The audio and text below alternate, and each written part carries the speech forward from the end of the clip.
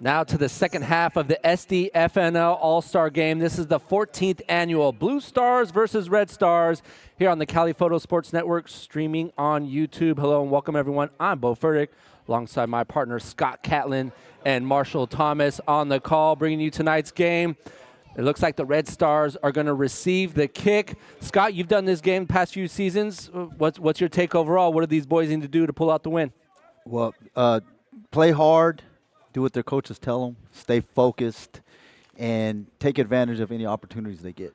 Marshall, we caught the girls' flag football game. Do you see any similarities between what was done in that girls' game and what can maybe be translated into this boys' game for success? Defense. So the Blue Stars on the girls' game set the tone defensively with Ella Gomez, and let's see who's going to set the tone defensively in this All-Star game. And here's the kickoff to the 14th annual Red Stars versus Blue Stars. Once again on the Cali Photo Sports Network, a nice return for the Blue Stars up to the 41. And we all know, gentlemen, it's a lot easier to coach the defense than it is to implement an offense in these type of games. Yeah, these games often come down to not making mistakes. Yeah. You know, you have limited playing time together. You know, not a lot of cohesion. So you got to be real vanilla on defense and keep it simple. Try not to make mistakes. And my thought is, which team had the best practice the last couple weeks and gelled together in terms of chemistry, who showed up in practice instead of just went through the motions?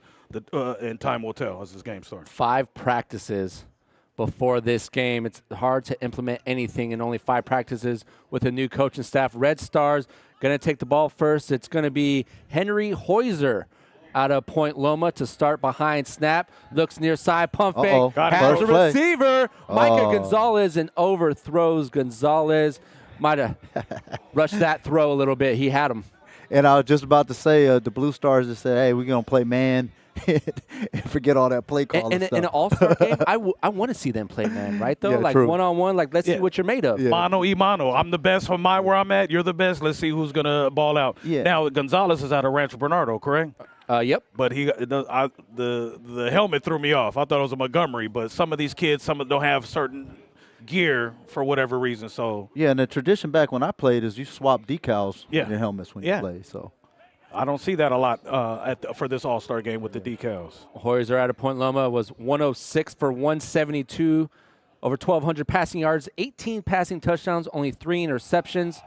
Second down call, tripped up in the backfield by the red side. Yeah, good penetration there. Yeah, number 41 for the Blue Stars on the tackle, Elmo Abdul Qadir out of Crawford. Elmo. Yeah, he just shot the gap, made a good tackle.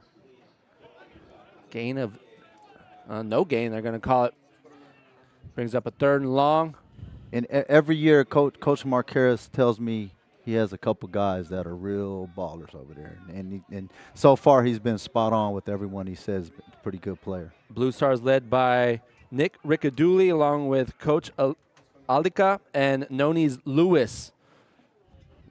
Coach Riccadouli has coached this All-Star game. This is his 6th year. He's 5-0 up to this point. Heuser with the pressure, and Heuser goes down. Was that a Granite Hill Eagle yes, on the sack? Wyatt McLeod. Yeah, we've seen that before. 6.5 sacks on the season, 10 TFLs, and a huge 3rd down stop for the blue side. Yeah, I watched him play live a couple times, and it's not even just the TFLs and the sacks. It's the pressure. He just wreaks havoc on offense. And him being a senior, he's won every year the last 4 years. Yeah, so he's used to this is what I do type of thing. He only had 44 tackles, and he said, I had not that many tackles as I wanted, but you know that Granite Hills defense flies around and makes the tackles, so I'm sure he had a few tackles stolen from him also. Yeah, that's for sure. You got Superior back deep. Yeah, Gar. Ooh. Abdul Qadir laid a little lumber, slowed down the. Yeah, maybe they didn't watch the CIF title game. Do not punt. The best way to deal with him is punt the ball out of bounds. Superior Goddard, 2nd in San Diego in rushing yards, averaging 200 yards per game. He ran back 2 punts for touchdowns in the CIF title game. Morris. What was that? D5? D5 title. Yeah. Coach McNair back to the championship winning ways for the Tigers. Blue Stars have the top 2 backs statistically in San Diego. Late substitution there. Enrique Armas is a solo back in the Okay. backfield. Nice quick hit on the far side. First down and more for the Blue Stars. First down of tonight's ball game. Yeah, and the timing of that would look pretty good there. Yeah, on the roster looks like number 9, Brogan Bogdan from Del Norte on the tackle. First down for the Blue Stars. First pass of the game. Yeah. Blue Stars goes for a 13-yard gain. We got a nice crowd here. A couple days after Christmas. Happy holidays to one and all. Happy holidays to both of you guys as well. This is good run. Armas out of Hopeville. Uh-oh. San Diego's leading back, over 2,500 rushing yards, and his first touch gets into opponent territory. And you can see why. You just downhill, pick your hole and run. And looks like Robin and Zodru from Santa Fe Christian, CIF champions, on the tackle for the Red Stars. Armas had 32 rushing touchdowns, averaged over 230 yards on the ground. A little split back formation. Jaden Fuentes, the starting quarterback for the blue side. No, that's 5, actually. Braden Mitchell out of Valley Center. Good play there on defense. CIF champs as well, Valley Yes, Center. and State champs. Section 6AA champs as well. Yep. That was Hunter Schmidt, led Classical Academy with 155 carries for 8 rushing touchdowns and over 800 rushing yards. Hold on the blue side will knock them back. Yeah, and you can tell the difference in running style there. Yeah. He's looking to bounce where Armas was just downhill. downhill, and that's how they do it at Hopeville. Yeah, it looks like El Cap representing on that tackle, number 6, Bajan Fox out of El Cap, East County in the house. Braylon Mitchell, the Valley Center quarterback, was 3rd in the county in passing yards with over 3,200 and 3rd in passing touchdowns with 32. Yeah, defense set the edge well there, and he just came down, made a good solid tackle. Got the penalty on top of that.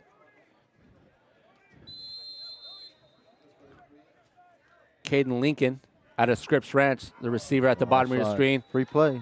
Oh, why not, huh? In that situation, Armas. Yeah, and he stopped too. I'd have liked to let him run the play. Offsides will get back half of those yards lost on the holding.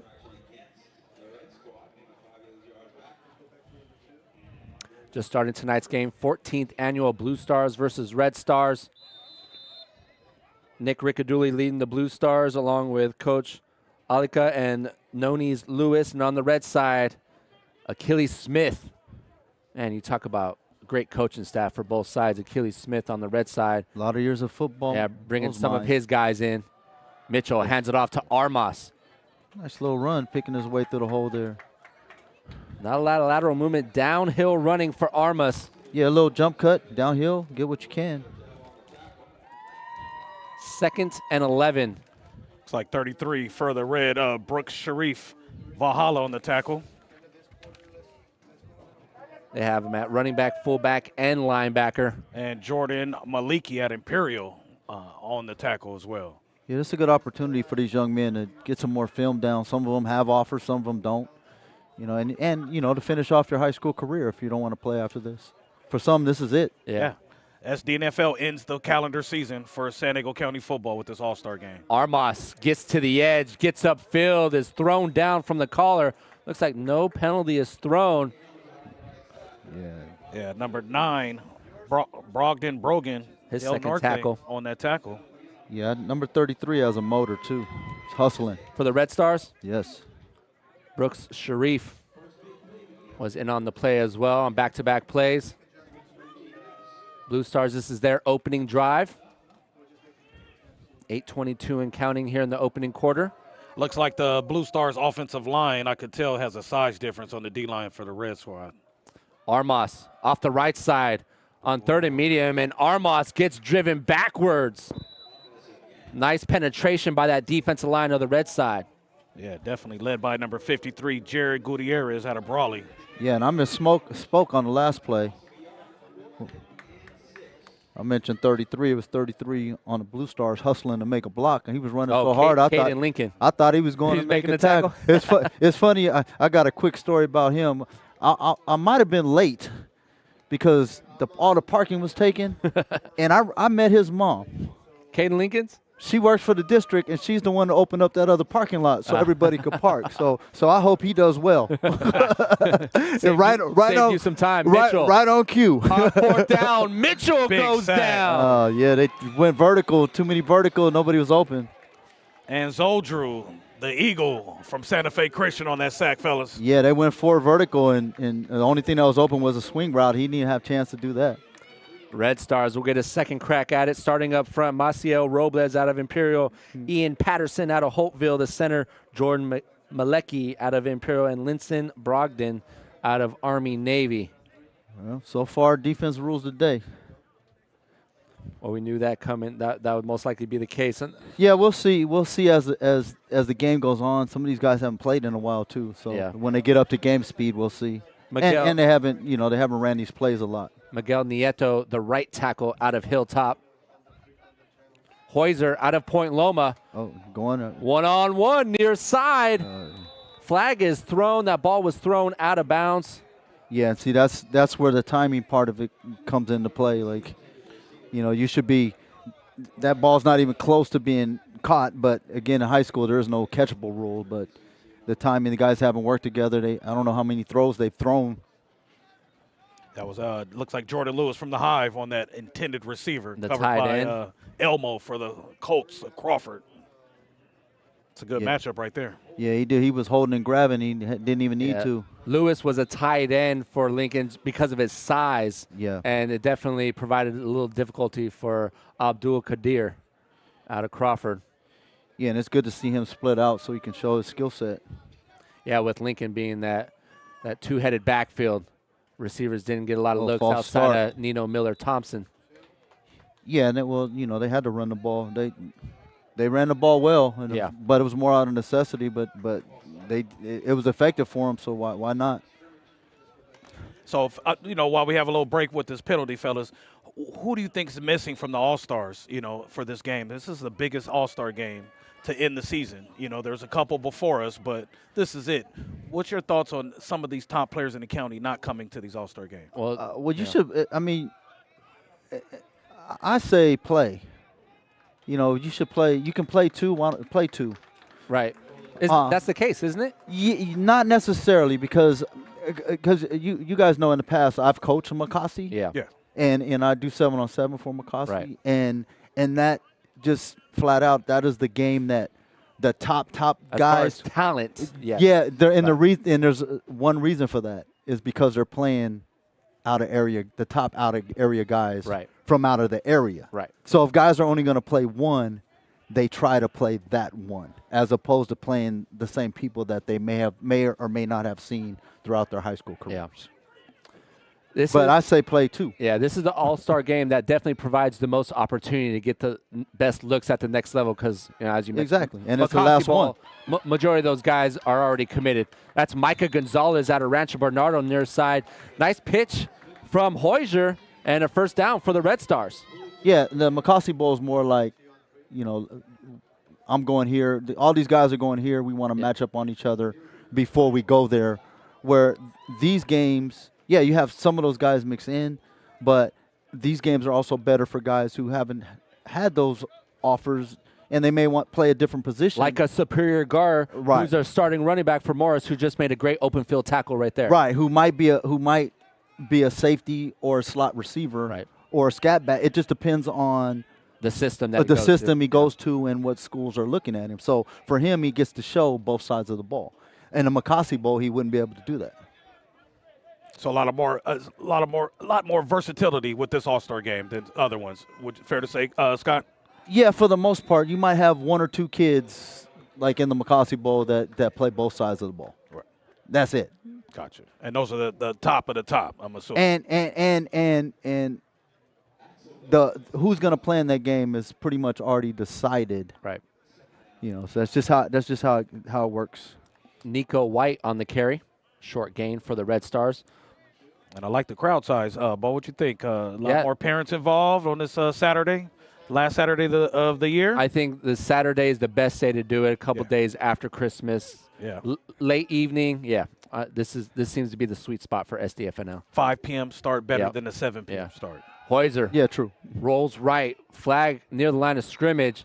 Nice diving grab near the first down marker. There's an addition to that, though, is I'm going to say a lot of the young men who are at the level of playing in these type of games have parents that are already involved and have been to every game, probably since they were in youth football. And they know this could possibly be the last one ever. Right. So. And it's the holidays, so hey, you know, wait to take your flight on Sunday. Grandma might be in town. So you can come see, you know, Junior play in his last game. There it is. That catch was made by DeVale Green out of Morris. Looks like it was a flag on the play there, Bo. There was a flag thrown at the line of scrimmage on the near side of the field. Green, 40 receptions for 600 yards and a handful of receiving touchdowns for Morris. That Morris Tiger offense was explosive this year. A lot of that had to do with a great running attack of Superior Gar. Yeah, a lot of big plays. Yeah, long touchdowns. King David Dunn in the slot. He was wasn't he the MVP for the Spanos? Yes. Yeah, so there you go. For the South All-Stars. Yeah. Jordan Luce also was in that game as well. That's another guy, too, who might start on maybe 75% of the other teams, but because he played – I mean, he started on Lincoln as well and still had some good looks. Yeah, he just didn't have a lot of opportunities. Just the nature of it. You got a Coastal Academy running back, Nico White, in the backfield. He had a couple good runs this drive. 9 rushing touchdowns, 777 rushing yards on the season. Hoiser, far side on the bubble screen, and the receiver didn't come back for the screen. Yeah, and see, that's what we're talking about, the limited practice time. It just the timing was off there, and it looked like they weren't on the same page. The linemen were out there ready to block. Hoiser was looking for the screen. It just wasn't set up with the receiver. And that's where he comes back and said, I thought I was blocking. I didn't know you was throwing me the ball in that play. And like we mentioned in the girls' all-star game, there's a lot of representation from some of the smaller schools as opposed to the, you know, in addition to the powerhouse schools as well. True. And I think that's a good dynamic to have, you know, Calasco Academy. You have, you know, Del Norte, Hilltop.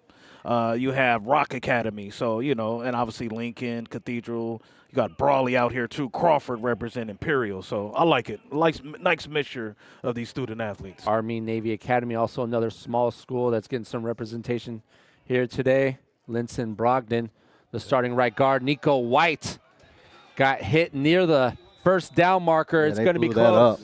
Yeah, also, in addition to that, it lets – there's always some guys who are like, look, man, I can play. Yeah. But they're playing at a lower division, so they're not being able to show their talent, and it gives them an opportunity to be like, hey, I told y'all I could play. And sometimes on the other side, guys, it gives some guys a reality check. It's like, yeah, you were doing that. You might have had over 100 tackles in Division but who 5, are you doing that against? Yes. And then it kind of lets them know, do I really want to do this? Because if I continue to play, everybody on the field is going to be good. Oh, you start getting weeded out as the next level. And JUCO, that's not even a step down. JUCO is high level football nowadays. Anytime, I always tell these young men, anything past high school, you have to want to do it, and you have to embrace the grind. Yeah, because if you don't love the grind, if you don't love football, you're gonna wash out. Yeah. So this is a good opportunity for those guys to find that out. Do I really want to play? Right. Unsportsmanlike penalty brings the ball inside the red zone for the Red Stars. Split formation for Hoiser, the quarterback out of Point Loma. Hoiser looking to the end zone. Hoiser has the receiver. Good throw. Wow. That's a good throw there. 19-yard touchdown pass from Hoiser to King David Dunn out of Lincoln. Yeah, he had inside leverage and still got over the top. That's just a good route, good throw, good catch. Let's see it one more time, gentlemen. Nice pass protection for the Red Stars. And what an amazing he just went and got it. High-level catch. High point. Yeah.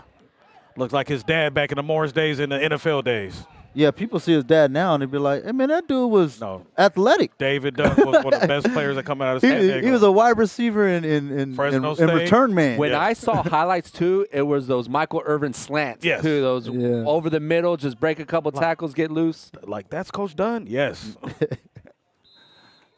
One of the coolest scenes I saw, and I'll say it after the Got 0-0. Okay. All-star game. They're not rushing the Ernesto extra Martinez out of Rock Academy. Okay. Up and good.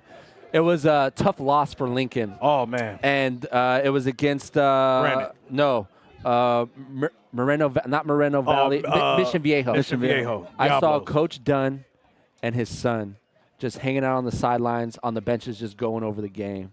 Huh. You know, it was just like a very subdued moment. Father, son, talking about the game, and just, I don't know, there was something really, really cool about that. Yeah. And we're going to now send it down to Tristan Lopez, who's with Henry Heuser out of Point Loma, who had the passing touchdown to King David Dunn.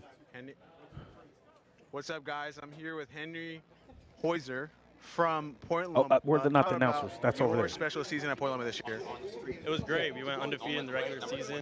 I can't take all the credit. Our skills are really good. Our opportunities are ended great, and we were able to run the ball. That's really it. How about this experience to play with some guys around the county to cap off your high school career? Thank you. With the year you guys had, and hopefully play at the next level. Yeah, it's awesome. I mean, at the next level, you're going to play with different people, so it's good to be around the best talent in San Diego. So your hopes is to play at the next level, whatever you got some offers or maybe people looking at you? Yeah. Okay, cool. Well, Henry, good luck with the rest of the game. Have fun. Continue to sling it. We'll send it back to you guys upstairs. Good job, Tristan. That's Tristan Lopez, our fourth member of our broadcast team. Shout out to Tristan. And I want a quick correction to the White family. Nolan White. Nolan White, Okay. number 24 of Coastal Academy. Yeah, we will Nolan get that right. White. I'm just And glad to see the numbers Happy are right. holidays to the White family. Yeah, we've had that happen before. All these All-Star games are fun, gentlemen. Thank you for joining me here in the broadcast booth. You're only supposed to trade decals, not jerseys, right before the game. Man, we had the girls' flag football game, and Yeah. 80-90% of those numbers were The different, rosters so. were all over the place. But, you know, hey, it's a testament to professionalism. Both well, no, but, you know, did a great job. We're just joking. I mean, give flowers where it's due. Montel Allen and Ruben Pena still continue to put on a great showing. During the holiday season, I'm sure the last thing they want to do after football season ends is try to put this all together. They held 3 different All-Star games today. This is the third one. Superior Gar he does. showing the balance and explosiveness from the Morris running back. Yeah, a lot of jump cuts and spins from him, especially when he's running to his left. Not an easy guy to tackle on the open field, but 44 Robin and Zodru from Santa Fe Christian on that We tackle. mentioned his name a few times today all already. over the field, middle backer. No, correction. He's a right defensive end. Yeah, that flex kind of defensive end, outside linebacker. Whether you're playing a standing 4-3 up, or 3-4. Yeah. So there, he's Gar again, sidesteps the defender. Yeah, that's good feel right there. Ronnie Steele Jr. out of Madison. Talk about Yeah, Ronnie's a solid player. Just he's one of those guys that's a tweener. What's he going to play? he didn't get a lot of play this year. This is one of those games where exactly what Scott was talking about. You didn't get your playing time during the regular season. Let's show what you're made of here in this ball game. Blue Stars, Braylon Mitchell, the quarterback. State champion. Yeah. Both are taking 6AA part. state champ. To Valley Center. Beat Eastlake 21-14 in the D4 championship game. Mitchell rolls left. And Zodru Mitchell on against the pressure. grain. Wow. Is going to slide for a loss of 1. And like we said, and Zodru's name again on that pressure from that side. Yeah, he's wreaking havoc on that offense right now. Definitely keeping the Red Stars in the game with that defense and Zodru. Definitely passing the eye test looking at the field. He's standing, head and shoulders above the rest of the defense. Yeah, and typically, like, when I go to a game, not necessarily an all-star game, I'll be like, don't tell me who the ballers are. Don't tell me who the guy is. I want to see it. The guy He'll who's show a up. guy, he's gonna jump out. Armas. See now, Nice hard downhill Hopefield running representing. from Armas, the Right. Hopefield running back. right? So depending on the system, Armas is showing everybody, hey, if you got a one back, especially if you have a one back offense, Right. we're just going downhill or we're going double tight ends. You got a Yeah, they're going to stay in this full house formation. Talk about simplicity. They're just running the ball inside, in between the tackles, and Armas. And I'm gonna after guess a they first down saw on a him short do game. that That's in the playbook at Hopeville, and they probably saw him do that. They're like, hey, we could do that with here too. Absolutely. Number 33, Brooke Sharif on the tackle. Mentioned his name a few times today out of Valhalla. And he's one of the looks like that has that old school look with that cowboy collar as a linebacker. That he's a prototypical thumper. Absolutely. Armas is going to stay in as a single back. They're going to bring Superior Gar in motion, toss it to him. Gar makes that first defender miss. Man. Picks up half of what he needed on second down. Got Bayesian on the tackle. Yeah, that's a good play, but I've coached against Superior twice, and first thing I noticed, he's left-handed. So he prefers to go to his left. Right. Rather than left to right. So when he runs to his left, that's when you get all the jump cuts and the spins. When he runs to his right, he's either going to stick his foot in the ground and turn up the field, or he's going to dead leg you and try to get to the outside. And a testament to all the Morris Tigers that came before him. Gary Taylor, Gary Taylor, Archie Emerson, Conan Smith, all those dudes from Morris. CI champions. A lot of shifty. You know who he reminds me of? He reminds me of a running back out of Madison. They were state champs. Robbie Rouse? No, before you're probably thinking of Pierre Cormier. Pierre Cormier, yes. Oh. The lateral movement. Yes. He can cut on either foot, whether it's inside, outside, right, left. Like he just had that lateral movement, and he never lost speed when he did that, just like Superior. Yeah, he's very shifty. Yeah, he brought up Madison. And shout out Coach Jimmy DeVore. He's listening on the stream, and Coach Jackson, state championship coach, retired. Best of luck in his retirement. Cormier is a Pac-10 coach right now, yeah, isn't Pac-10, Arizona State. Arizona State. It's great to see him at the next level, doing big things. Well, the end of first quarter action, Red Stars up 7-0 over the Blue Stars. The passing touchdown from Heuser to King David Dunn. There we go again. Holville. Good movement on the O-line there on that one. As soon as the ball's high, you can see the Robles, Patterson, Malachi, and Brogdon, along with Miguel Nieto up front for the red side. And this is the blue side, actually.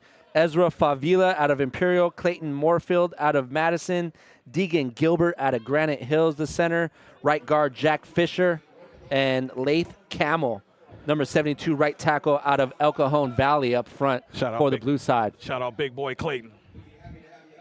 They call him the sheriff at the madhouse there, Bo. First down run for Armas.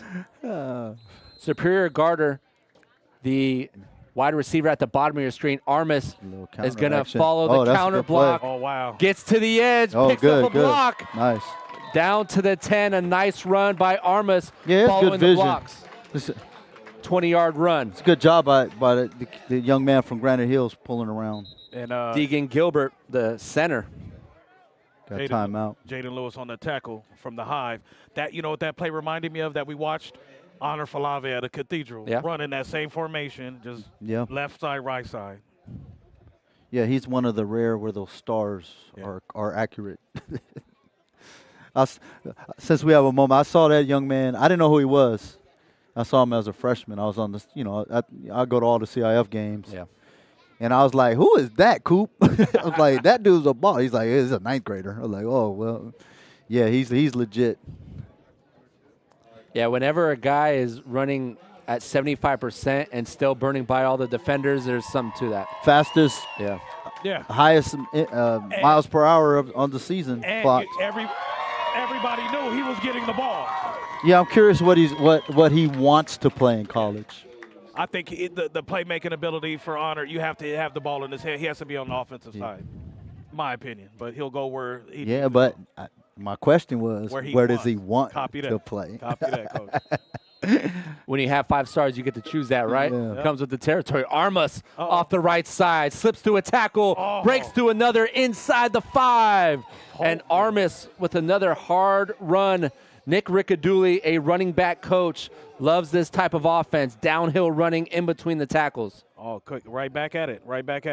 Armas, second and goal, Power had 32 rushing touchdown. touchdowns He's gonna on the score. season, gets to the edge. Oh, you're going to get a penalty, though. The That's Blue good vision, Stars though. on the board, but a penalty thrown at the line of scrimmage.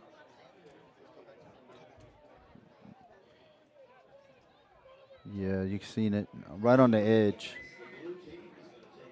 Didn't need to do it either. He had great vision. He was going to get that to that pylon. Yeah, I think it was one of those situations where the play was designed to go in between the tackles, and he bounced it. And Yeah, he just saw the edge was there, and he just went to it. But he has really good vision. This is the first time I've seen him in action. Yeah. I'm actually impressed by him. Well, I've always, paid attention to Max Preps and the stats and Holtville running game, power running game, tough, gritty desert teams out there. Always have good, and Palo Verde is another one, Yep. and Imperial as well. Yeah, they do what they Raleigh, do. yeah, they're Imperial tough out has there. a young running back, Hueso. Yeah. Yeah, He's a sophomore those this teams year. are always physical, too, in Yeah. the trenches. Yeah, my son had a game with Mattis. They went out there, it was 175 degrees, 5 o'clock at night. They're going to stick with Armis right they here. see, there you and go. the red team. El Cap, Blew that up. Bajan, Fox, Vaquero stopped it. Nice job by Fox bringing down Armis in the backfield. Yeah, and that they know how to do. They blitz a lot at El Cap. Man. They're super aggressive on defense. So he's like, let me do what I do. Let me go downhill, make a tackle. I'm surprised we're seeing so many touches from Armis right now with Gar on the offensive side as well. Well, maybe they're looking at the long game and Yeah. softening up the defense. And on the Blue Stars, you got, Jaden Fuentes from Olympian. You got Braylon Mitchell, Valley Center, high-level quarterbacks. But the running game looks like that's what they're going to run, Wildcat again. Yeah, on a 3rd and goal. Yeah, but from, Interesting. the 14? Interesting. Armis, Oh, jump pass. he's going to run it back now. That's intercepted by Crawford. Corner. Uh-oh. He has the lane. Okay. Keeps his feet moving Okay. inside. Okay. Everything about that. Tane Brogdon So that's out of Del Norte. that's what I call a scholarship play. So watch how he catches it. Give me that. Oh, I'm taking that to the house. That's a big play for the Red Stars. Yeah, it comes down to those big plays. Yeah. Turnover in the red zone, either red zone. And the return was even more important. Now they're in plus territory, and Red Stars on offense right now. Tane Brogdon returned it Nice play, 69 yards into opponent territory. He didn't even hesitate about. He said, "I'm taking that." We'll show the replay again. Yeah, he didn't even hesitate. Like, See, this is didn't the play think about you taking. run at the goal line, not at the Yeah, 13. it's Yeah, well, the timing was Yeah. off too. And you can't run that play if they have a safety. No, and like, They had a free safety great on that point, play. Bo. On the goal line, you run that. They were at the 14-yard line. I think they had been running that so much they figured the defense had seen it, they'd probably suck up. But Yeah, maybe not they that thought case. they'd get zero coverage or Brogdon, something the like linebacker, right? You would think that he would be near the line of scrimmage. He saw that coming. that. Yeah, he was Yeah, it looks playing. like that was intended for 19 Caden Farmer from Mission Bay. The timing was way off on that as well. Henry Hoyser back on after a 19-yard touchdown pass. Oh. He wants Oh. it all as a receiver. That's one of the toughest passes to complete, that Yeah. corner route. Beautiful ball, though. Had enough on it. Yeah, just the timing. Yeah. And he's throwing it to the wide side of the field too. DeVale Green from Morris, intended receiver. He was there. Yeah, I like when quarterbacks throw the corner route to the far side, for them to move a couple steps to improve their angle. Gives them a little more area to drop the ball in.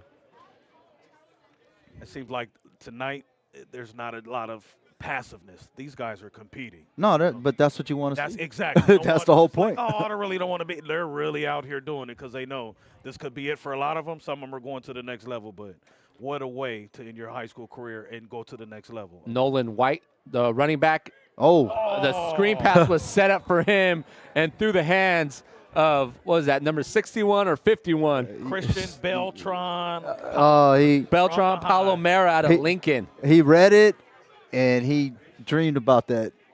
Every D lineman has that dream about. But that's why That's Clay what did it was, and yeah. Palomera is used to rushing the quarterback, Yeah. too. Handful of sacks, 11 TFLs, 91 tackles on the season.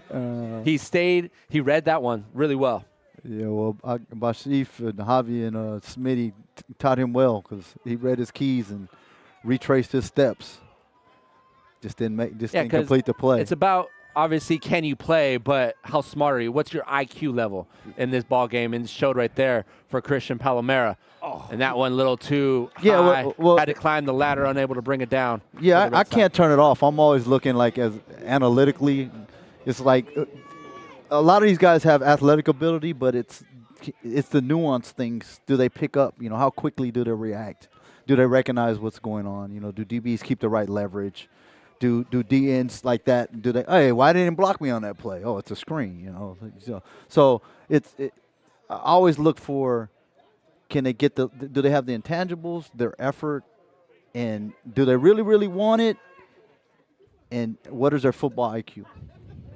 Yeah, because in a situation like that, Christian, I mean, he's meant to come up field and put pressure on the quarterback. Yeah, because in that exact play, they're not blocking him, and they're assuming that he's going to rush, and they're just going to throw. He's not going to be where he's throwing the ball to. Right. So we got a 4th and 10. What's the call here, Bo? Yeah, I mean, I think we're going for it. Both coaches seem to be, especially Keely Smith, Yeah. An offensive mind. He's a good field position. There's no reason to punt this one away right here for the Red Stars. And I believe, let me know, Coach Catlin, that he was an offensive coordinator at Morris, correct? Yes, he was. So, Yes, again, he was. high level, a lot of point scorers, CIF champion. So, even though he's not going to be, let's just ground and pound NFC East ball, they're going to go run and gun. Yeah, and knowing Akili like I do, he's taking this very serious. He probably has charts. I wouldn't be surprised if he has a play seat. There, see a little car right there in his hand. Yeah, Akili doesn't do anything halfway when it comes to football. Absolutely. Shout out to Keely Smith, Sr., and Kevin Brown. I mean, the fact that someone of that caliber would coach this game says a lot about him. Well, he's back in the community where I mean, we both live in the same community, so where we grew up. He started Skyline Pop Warner, definitely. Heuser to the far side near the first down marker. On the play, near side. Yeah, what we got here? Lined up. Probably a legal procedure. Either that or, yeah. Oh, no. That was green on the reception, the Morris Tiger. I think the DB lined up off sides.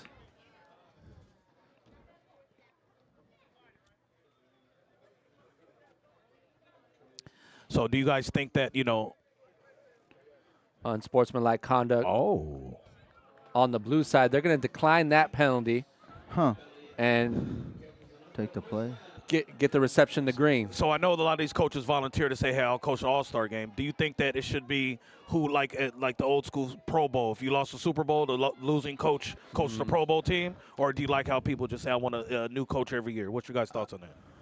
I think just who wants to coach. Right. Who wants to right. Copy that. Because sometimes, like, I know. White on the run, drags a couple defenders near the first down marker. Nolan White. Right. I'm speaking for myself here. Yeah. I've been through a run where you go all the way to state title game. That's a long season. I was. And if you don't win it, it was like, ooh, I'm so glad this is this is long. It's like NFL season. Yeah. 15 games in high school. That's a long time. So some guys like, and you got to keep in mind, if you're coaching and you're coaching at a high level, you're putting in a lot of hours. You got a spouse that has to be all in. So a lot of and your spouse, factors. Like, hey, we going to. This is our plan, our holiday plans. This is where we're traveling to. Right. On that note, the Blue Stars head coach Nick Riccadulli, this is his 6th season. He's getting married in 2 days. I see. Congratulations to Coach Nick. King David Dunn on the slant, first down and more for the Red Stars. That seems to be a great connection between Heuser and Dunn. Yeah, and he just cross-faced and Logan good timing there. Had an El Cap on that tackle. So if coach skips the interview and just runs out of here, you know why. Well, and he wanted to give a lot of kudos to Coach Alika and Nonis Lewis, who have supported him and this coaching staff this year for the Blue Stars. Coach Nick has done a great job volunteering his talents for this All-Star games last several years. And he's a running back coach too, and that's why we saw a lot of running from Titans, yeah. And who's that running back?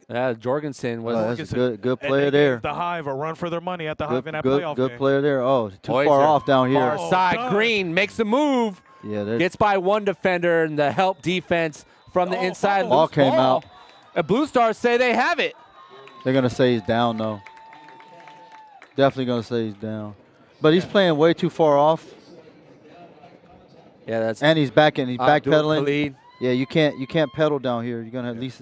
Oh, that was King David again. Yeah, press or catch. Press or catch. Don't backpedal down here. And he's wearing a number 47. I think it was a last-minute roster addition. That's why normally he wears number 2, I think, at the Hive, and number 1 the year before. Right, so right. 47 is old school Michael Irvin, University of Miami jersey number.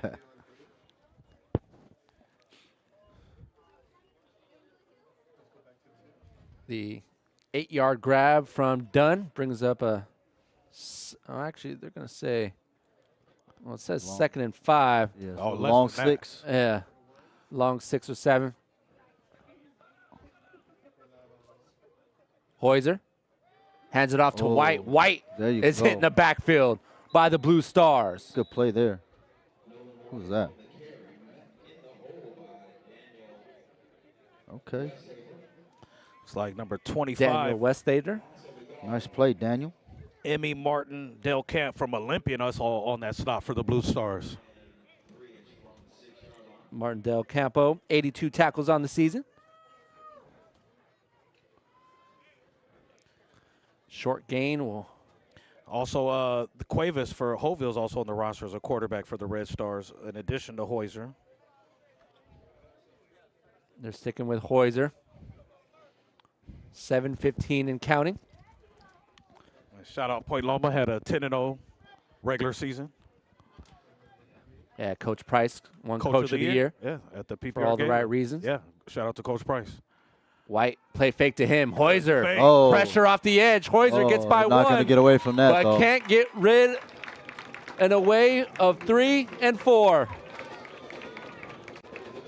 Looks like Wyatt McLeod from Granite and number 61, Christian Beltran. Good defensive play there. From Just the didn't give him a high. time to do anything.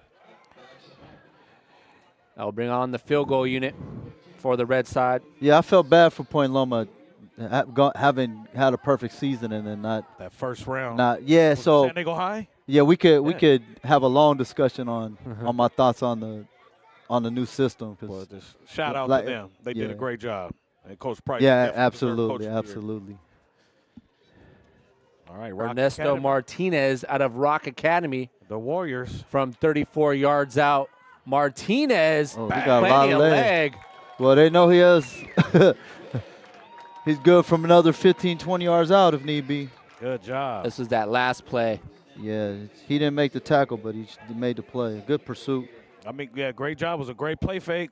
Got rid of that first one, but big defensive pressure by the This is Blue the Stars. field goal. Plenty of leg from Martinez Yeah, he's good from from 34 yards out. Yeah, he's good from. I'm Close trying to that 50. Yeah, Yeah. I think so. And for anyone watching us of All-Star SDNFL, no rushing the kicker on the field goal attempt. So, but either way, still a great kick, great effort. Rock Academy representing an All-Star game. Ernesto Martinez had 12 touchbacks during the regular season. He'll be kicking off for the red side as they extend their lead 10-0 over the Blue Stars. That's one rule I wish they would change in high school, is allowing you to run the ball out of the end zone. Oh yeah. Because if a team has a good kicker, it's just a weapon. It just takes that Yeah. play completely out of the mix. Well, and it adds an opportunity to get some resume tape as Yeah, well. exactly. Elmo. Abdul Qadir As crosses the 20. as we've seen in a lot of these high school games, sometimes a team's best opportunity to get a score is on a punt return or a kick return. Yeah. And I just don't Three like phases of the game, right? Got Yeah. an injured player, fellas. Uh-oh. Not here. On that That's- last tackle, number 21, Asher Benner from Coastal Academy on that tackle. Tristan Lopez, our fourth member of our broadcast team, is tracking someone down.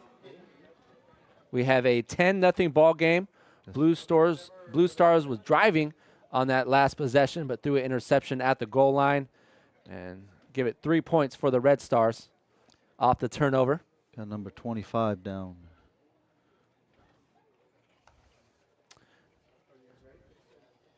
And we're now going to send it down to Tristan Lopez on the field. Yeah, guys, I'm here joined by a couple D1 champions from Granite Hills. We got Deegan, Wyatt, and Ryan. You guys have played together since Pop 10 years old, Pop Warner. Talk about that experience. It's just a blessing playing with my brothers since youth. You know, playing for Eagles AYF and then Rancho Hills all the way up to high school. Just great bond with these boys. I love my brothers, man. Talk about this year. You guys had a special year. I think some people doubted you guys, and you guys proved them wrong. it's great to like when everyone doubts us and we just come up and we just play good football. Good being an underdog. Yeah, it's good being the underdog, and then us on D line we went crazy all this game, and then O line did really good, and it's just cool to see us three like really shine out there because we've been playing Eagles football since we were 10. And that's just really cool. Yeah, Deegan, talk about this experience. Get to top it off with them, but also meet some new guys around county. Yeah, like they said, it's just great hanging out with the boys, but it's also a whole new experience coming out here, meeting new friends, creating new families, just having time, all of us. So it could be our last year, but it's good to be out here playing again. Well, congratulations. So cool you guys get to top off your career all together. And it back to you guys. Thank you, Tristan. As it Good to looks see that young man up. Yeah. Yeah, glad he's up. So I don't know if you guys caught that. One of the things the young man said is we've been playing together since Right. we were 10. Right. And that's the difference between some of these programs is Yes. you have a lot of the smaller schools with smaller numbers where you have maybe 3-4 guys that played any youth football, and then you have other schools where the kids that played together from 8 years old, 9 years old, 10 years old on up, and they run the same system as the high school. Yeah. And a lot of the guys stay at their local high school, and then that's kind of how you can build a program. The program that comes to mind for me is LCC.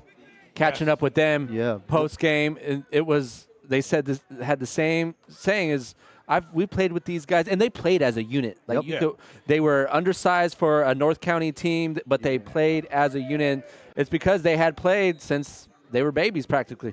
Well, I took some heat. I watched all the top teams live, every last one of them, and I said LCC was the most complete from top to bottom, which ironically they ended up not winning a title. But as far as being the best of the best. Yeah, as far as being complete, not having holes, playing hard, being physical, everybody doing their job, that's the team that I was like, hey, LCC, and ironically Carlsbad as well. Yeah. But again, same situation. Or schools like Ramona, those guys all know each other. They play together.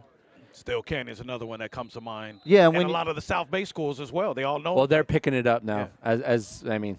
Yeah, but especially in football, if you know each other and you like each other, you're gonna come together more quickly and you're gonna play harder for each other. And at in high school football now, if you play hard, you probably have a chance because some teams don't play hard. They just are out there.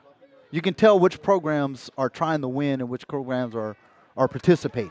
Jaden Fuentes in the game for the first time tonight. Swing pass to the far side. Hunter Schmidt picks up a nice gain through the air, first down. Well, yeah, that's a good start. 5 minutes, they got time to march down the field. Classical Academy Cayman's representing in the All-Star Game, Bo.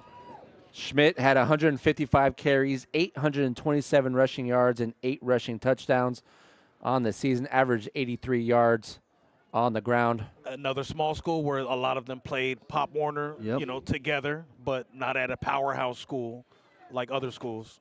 But I like that dynamic, building chemistry, growing up together, playing football together. Split formation. Armis Good gets run. to the edge, then cuts back, gets upfield. Making something out of nothing. And also, when it's all said and done, the relationships you build is what you remember. Like when you stop playing, especially if you go to higher levels, it's that brotherhood and that the hanging out and just getting to know each other. So it all comes down to the relationship. So again, if you're closer, you're going to have a better relationship. You're going to play, and you're going to play better. You're going to enjoy your time more. I would love to find out what people who've done the transfer and went to 3-4 different high schools, was it worth it? Dude, what'd you miss? Because staying at one school for 4 years, you have all those memories, like you said, building that camaraderie. Schmidt in motion. Armis gets the handoff. Good Great balance from him. Falls forward and jumps for a first down. Yeah, no arm tackling him. No. Good balance. Really. Holtville in the house. Yeah, so if you're scouting him, especially if you're a D2 school, he's checking all the boxes. Right. Hard runner. Downhill, tackles, good vision, balance. good balance. Not easy to tackle. What I like now with the NIL and all the bounce back, D1's going to JUCO, going to whatever level after high school, there's no disrespect. Yeah, if you're playing, you're playing. Yeah, you're playing, absolutely.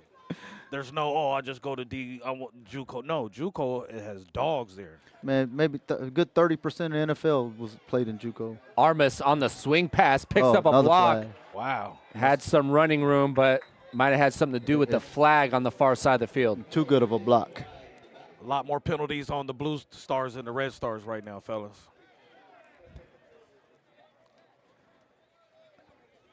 I'm just surprised to see holding calls, man. I can't get up. I could go on a long rant about people not calling holding. Yeah, especially in this game. Yeah, it's an all-star game. Hold your flags, man. Yeah, we want to see some scoring. We want to see some guys in open space. We don't want to see any punts. Yeah. I don't want to see, third and 30 and Right. where guys are There's nothing in the playbook that you can run. Yeah, now you got to chuck. Guys are getting exposed. You got to throw deep late over You're running the your middle. 4 verts and you're leaving your quarterback susceptible because he's under pressure. Got to factor that in too. Something I mentioned at the beginning, the size difference from the Blue Stars O-line to the Red Stars D-line. The Red Stars are Red's doing big. good. Yeah. Fuentes, far side on just the missed screen. the tackle. They're keying in on the Holtville running back, gentlemen. Yeah, well. That was a Holtville wide receiver right there. Yeah. And you got Alan Carrillo led the team with 32 receptions, averaged 20 yards per catch. And Imperial Tigers representing number 62, Jordan Malachi, on the tackle. He's going both ways here tonight. I'm a former O-line D-lineman, so hey, salute to him. Even in this, he's gonna be. I wonder what his conditioning is. No disrespect to the young man, yeah. but having been off, Yeah. and then you're going both ways in the trenches, and after the holidays, Thanksgiving, Christmas. all right, I'm I'm gonna check back in the fourth quarter. See if he got that oxygen tank out there, Yeah, huh, I'm Coach? gonna get him a plate at halftime. Gotta feed the big bellies. Gotta feed the big bellies. Fuentes, out of Olympian, had over 2,300 passing yards on the season. Under pressure, near side, has his receiver. Yeah, good throw. That was number 33, There you go. Caden Lincoln out of Scripps Ranch. Falcons in the house. Yeah, so Nice grab by him. now I have it on good authority though that, for example, this is gonna be his last game. There it is. So he wanted to finish it off. His older brother played at Scripps as well. Okay. Went to, I want to say Western New Mexico or something like. Scripps Ranch had a nice run. Yeah. They had the biggest upsets in San Diego this year. They beat 12 seed. Yeah, as a 12 seed, they beat the 5 seed and the 4 seed El Camino. Well, they play hard, man, and Yeah. they Led Coach- by a great coach in Gardner. yeah he did a really good job up there. Before he got there, Yeah. oh man, No, That was yeah. not a program. yeah, well, go to play football. We played them. We went up there and played them when I was at Lincoln. I think it was 60 to Yeah. 6 or something, and we wasn't trying to Yeah. do that. Let your foot off the gas. Yeah, and it 3 still quarters was or like, something. oh man, like, But Coach Gardner, state champion with I think Jackson Leatherwood. yeah, Who was a quarterback. He went all the way. yeah, quality guy too. You don't hear anybody say anything negative And about him. he was instrumental in getting football for spring 21. Yeah, out of that Coach- part too. Yeah, out that to Coach Marlin. he sure did. Shout out, because that spring season Yeah, he sure did. was, a lot of. Yeah, he was a catalyst for that. Yeah, he was. So much love and respect in the retirement, Coach. 3rd and 11 for Fuentes. Oh, get rid of it. Fuentes under pressure. Oh, good And rush. And Fuentes goes down. Good rush. Big 4-4, Santa Fe Christian, That's Robin and Zodrew. On Good Zodrew. pass All over rush. the field. Here in the first half, defensive player of the game for the Red Stars. Keeping the Blue Stars off the scoreboard. Yeah, and if you look at the rosters, pound for pound, some people came into this All-Star game saying the Blue Stars had the better talent. Red Stars are playing with that eye of the tiger, though. What you guys think, fellas? Yep. Well, Still early. yeah, You know, I don't know. I think the way the talent's been utilized is a little bit different. yes. Goes the coaching there, right? Yes. So I'm gonna wait because I see things, and again, it's the coach in me, and I'm always looking. I can't help it. Talk to us, Coach. I look at mismatches and what would I be doing. Well, you're And- talking about so Achilles Smith loves the space and pace, right? He loves to Right. get up on the ball, loves to spread it around. Rick Aduli, a running back coach. So what does he do? Right. Comes out in goal line formation, 5 Right, plays right. in a row. Great So point, okay, Paul. so if Great they're point. gonna do that, they let's have some more play action. Let's have a little motion. I want to see a quarterback hand the ball off. I want to see him take it under snap, the pivot, the handoff. I want to see that. Yeah. So if you can do that, but let's a little more like the Rams do it, or I don't want to see a direct snap. Like I get that. The wildcat formation. Yeah. So I'm not. It's an all-star game. So again, I'm not being critical. I'm just saying this. I can't tell. And if I'm evaluating, if I'm a college scout right now, I want to be able to evaluate guys. Right. If that's why I'm here. Yeah, there's quarterbacks in the all-star game, but the running back is the wildcat. So let's let the guys be the quarterback. Yeah. So that's all. Yeah, great point on that, Bo. 106 remaining, and this is a situation where they're going to, 106, we're going to now send it down to the field. We're going to actually give it a second. Yeah, he looks like he's set up. Let's send down the field to Tristan, who's with Armis. What's up, guys? I'm here with Enrique Armis. Had 2,500 rushing yards this year, your senior year. Talk about a special season you had. I mean, it was a teamwork, especially the O-line, the receivers, the quarterback. Everyone had a great team. We can 5 late, Hobel to D1, ended up in the playoffs. So it was a great season, like in overall and individually, it was a great season. Talk about the experience you get to come and play some guys in the inner county. People don't talk about Hopeville a lot or spend time up there. How's your experience here? I mean, it's fun to play like teams you play against in the season.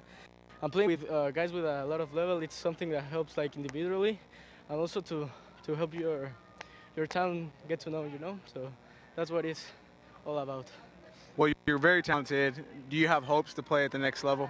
Yeah, I'm trying to, sending film to coaches and everything, and hopefully get an opportunity. Well, you're doing a great job, and I know that coaches are watching, so good luck to the rest of this game and enjoy it. We'll send it back to you guys. All right, fourth member of our broadcast team, Tristan Lopez. And a big sack by O'Farrell Charter All-Star, number 70. Talk about small school. Frank Johnson. Yeah. Yeah, and that young man at Armis can definitely play somewhere. Definitely. And you notice the first thing he did, he talked about his teammates and playing together and the camaraderie, and they did a good job for him. We touched on earlier. Just what we were just talking about. Yeah, well, we have a little quick, brief action. I want to shout out the Rock Boys, Coach Charlie and the coaching staff, and the Rock Boys class of 2030 coming into high school next year. Shout out to the Rock Boys. Something they can look forward to this All-Star game. You mentioned we had a scout up here who had an offer from USF, or it was from Hope International, but the USF coach mentioned, I want to see the personality. I want to see the character of the player first before the play on the field. And that coach actually offered Ella Gomez and Aubrey Tabayan after the game. Yeah. The two MVPs. Speaking of MVPs, who's your first half MVP, Coach Catlin? Ooh. For the red team. Red Stars. I don't know. Well, I'd say we got to give it to King David Dunn. He has about a handful of receptions as the only touchdown. And he does have the only touchdown. And on the defensive side, Robin and Zodru. Yeah.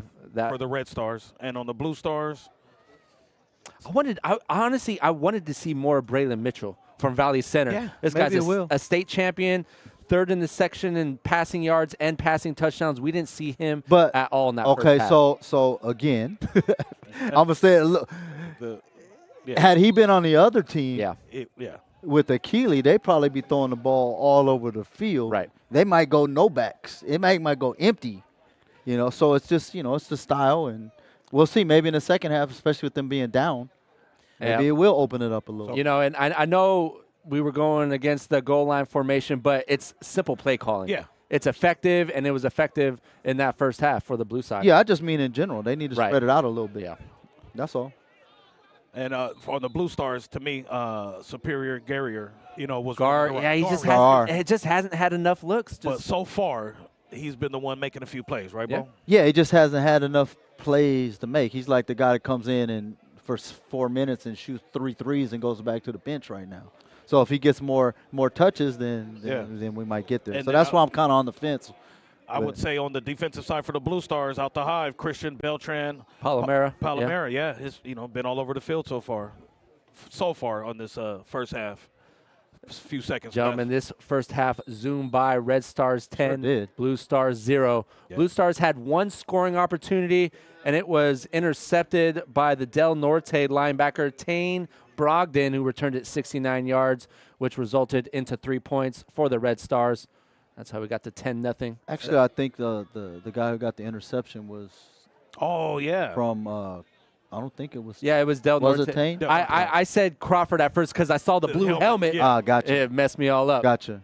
Jaden Fuentes, far side of the field, hits his receiver in opponent Get out of territory. bounds. Got to Secure. get out of bounds. So, Spin man. move off a couple defenders, Yeah, and that will end. That was superior right there. That's the half. And I want to shout out the young man that got injured. Hope he's okay. Number 25. Emmy Martin Del Campo. Del Campo. So I hope you get well, young man. That will end first half action here at Mission Bay High School, 14th annual Red Stars versus Blue Stars in the SDFNL All-Star Showcase. Gentlemen, quick take from both of you. What do you got, Scott? Good competitive game so far. Again, like I said, it comes down to those big plays and making mistakes. Yep. They made if they would have scored on that play, This would be a different ballgame. Yeah. the score's it's flipped. It's 7-3. You know, so that's what it typically comes down to, and we'll see. I know myself, I can't help it. I make adjustments, so we'll see if they change up at all. I'm curious to see what offense we see in the second half. And my take is the coaching, the play calling for the Red Stars, and utilizing their talent a little more than the blue team. The blue team's coach is a run-orientated guy coming out of Poway, and it's showing that. So let's see what adjustments the blue team does offensively and the adjustments the red team does defensively to keep them, out of the end zone. Looks like they're going to give us a 12-minute break in between quarters, and we'll catch up with you then on the other side of the break here on the Cali Photo Sports Network, coming to you from Mission Bay High School, the 14th annual SDFNL Showcase. Yeah, I mean,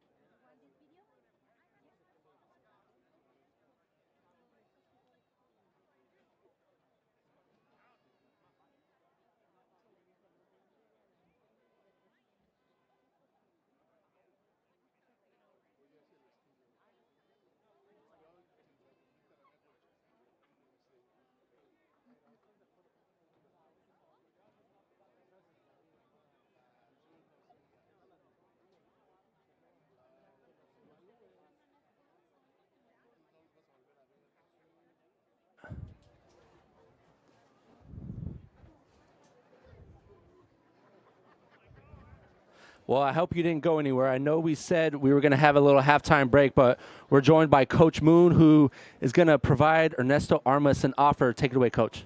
How you doing? Vernell Moon, Coach Moon, Doane University. I'm here to officially offer Enrique Armas to Doane University. We love your film, man. We love what you're doing on the field. We love what you're doing tonight. Continue that hard work in the classroom, continue that hard work on the field, on the football field, and we appreciate you. We would love to have you. Ernesto, what's the feeling like, man? Well, it's crazy, you know, like coming from a small town and everything. First of all, I'm thank you with the coach, with God, with my family who supports. And it's crazy, I don't believe it right now, but so grateful and wow. What stood out to you about Ernesto? Man, he runs hard. Yeah. You know what I mean, and the way he makes guys miss at the second level. Yep. How fast he gets to the second level. Right. What he does in the open field. Obviously, what he did this year. You know what I mean, leading San Diego in rushing yards. That's a huge accomplishment that he should hold over himself. And what he does in the classroom too, over a 3.0 GPA. We love that, and that's what we're looking for. Yeah, and it leads into my last question for you. It's not only what you do on the field, but it's what you do off the field that the next level coaches look at. Oh, yeah, man. At the end of the day, you got to be a student athlete. Emphasis on student, right? Thank you. At the end of the day, you're here to go to college to get a degree, not just to play football. But that's what a lot of people assume. You're there just to play football, but at the end of the day, first and foremost, you're there to get a degree. Ernesto, where does this stand among all the amazing things that's happened to you at the high school level? Wow, top one. Yeah, ranks number one. Very nice. Coach Moon, thank you for coming up, man, and providing this fine young man a great offer. Thank you. Congratulations, No problem. Ernesto. This is what the SDFNL Football All-Star Showcase is all about, gentlemen, and happy holidays to the both of you. Thank you. We'll be back in the halftime break here on the YouTube stream on the Cali Photo Sports Network.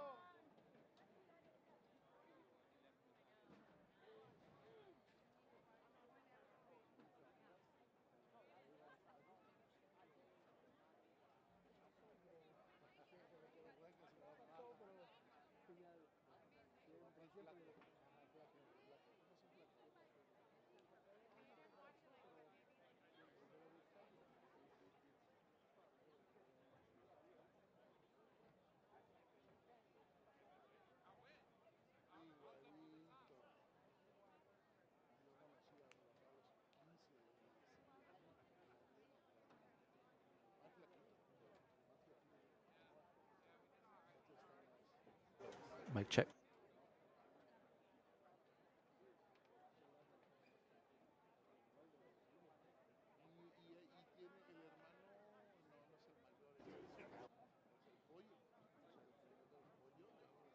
Test.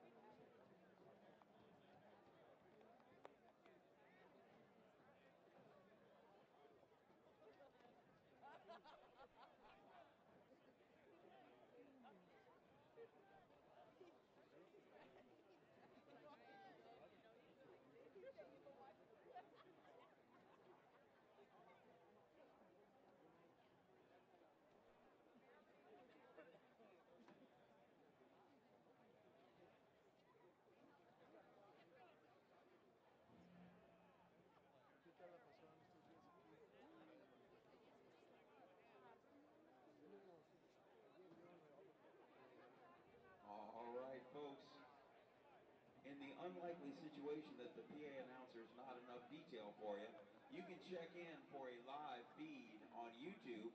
Go to Cali Photo, C-A-L-I-F-O-T-O. Clever, not the PH. C-A-L-I-F-O-T-O. You get replays, interviews, sideline commentary, and play-by-play almost as good as you're getting here in the stadium.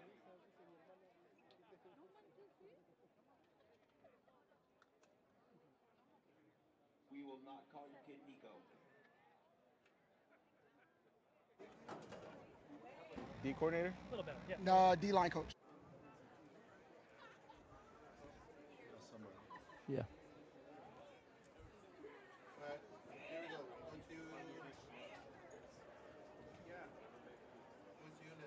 About to start third quarter action here on the Cali Photo Sports Network. We're going to send it down to Tristan Lopez. Can you talk about the experience coaching these young men? Being able to coach guys from all over San Diego is amazing. You get to see different guys from different neighborhoods, different personalities, different coaching styles. It's great because you learn from them and they learn from you, being an all-star game. What's the biggest takeaway that you think your boys or this team should take from this experience? Leave it on the field. This could be your last play, as we keep on telling our guys. Last play of the game, last play of your football career. So have fun, have a blast, and let's win this game. Thanks, Coach. Good luck for the rest of the game, and we'll send it back to you guys. Tristan Lopez, great job, my friend, down on the field, catching up with the Red Stars head coach, or one of their assistant coaches, D-line coach. The Blue Stars down 10-0 Red Stars. Got that 19-yard touchdown by King David Dunn, and then the 34-yard field goal gives them a 10-0 lead here on the Cali Photo Sports Network. Bo Furtick, Scott Catlin, Marshall Thomas on the call. Scott, you're a defensive guy. So far, a lot of defense being played here in the first half. As expected, you know, the defense usually picks things up quickly. You know, it's easier to play defense than it is to play offense and have some continuity, especially since everything's pretty vanilla and the guys are just playing hard. However, I think one of the teams is making it a little easier on the other team by just kind of, we're going to ground and pound you. Hopefully it'll open it up a little bit so the guys can get better looks for possible colleges. But, you know, all in all, it's been a good game. Competitive guys show that they can play at this level. And it lets them know that if they want to continue to play, then either I think I can or I can't. Yeah, and on that note, Marshall, we just had another offer during halftime. Ernesto Armas was offered. There you go. You know, a lifetime opportunity of a lifetime for most players. And what he did in the first half, the way he was running the ball, putting the team on his back, like Coach Scott said, opportunities. Are you going to give it your all in this all-star game, or are you going to go through the motions? And that college coach saw the effort and energy and says, I want him on my team. I need a player like that. Yeah, and all the things we talked about, that coach also mentioned. I specifically said he checked all the boxes. Yeah. This is the Blue Stars on the return. And didn't we just talk about him? He goes down on the kickoff and makes the tackle. Yeah. There he is. Wow. Yeah, you can do everything. Plug and play. Yeah. Special teams. You know, there's an adage. There's football players and guys who play football. Yeah, that's true. And he is the definition of a football player. Yeah, and I'm going to go out on a limb and say that kid's probably pretty good at whatever he decides he's going to do. All-around athlete. just in general, just determination. And he also talked about what he did in the classroom as well, right? Exactly. And coming out of Hopeville, that's big time. You guys hear me?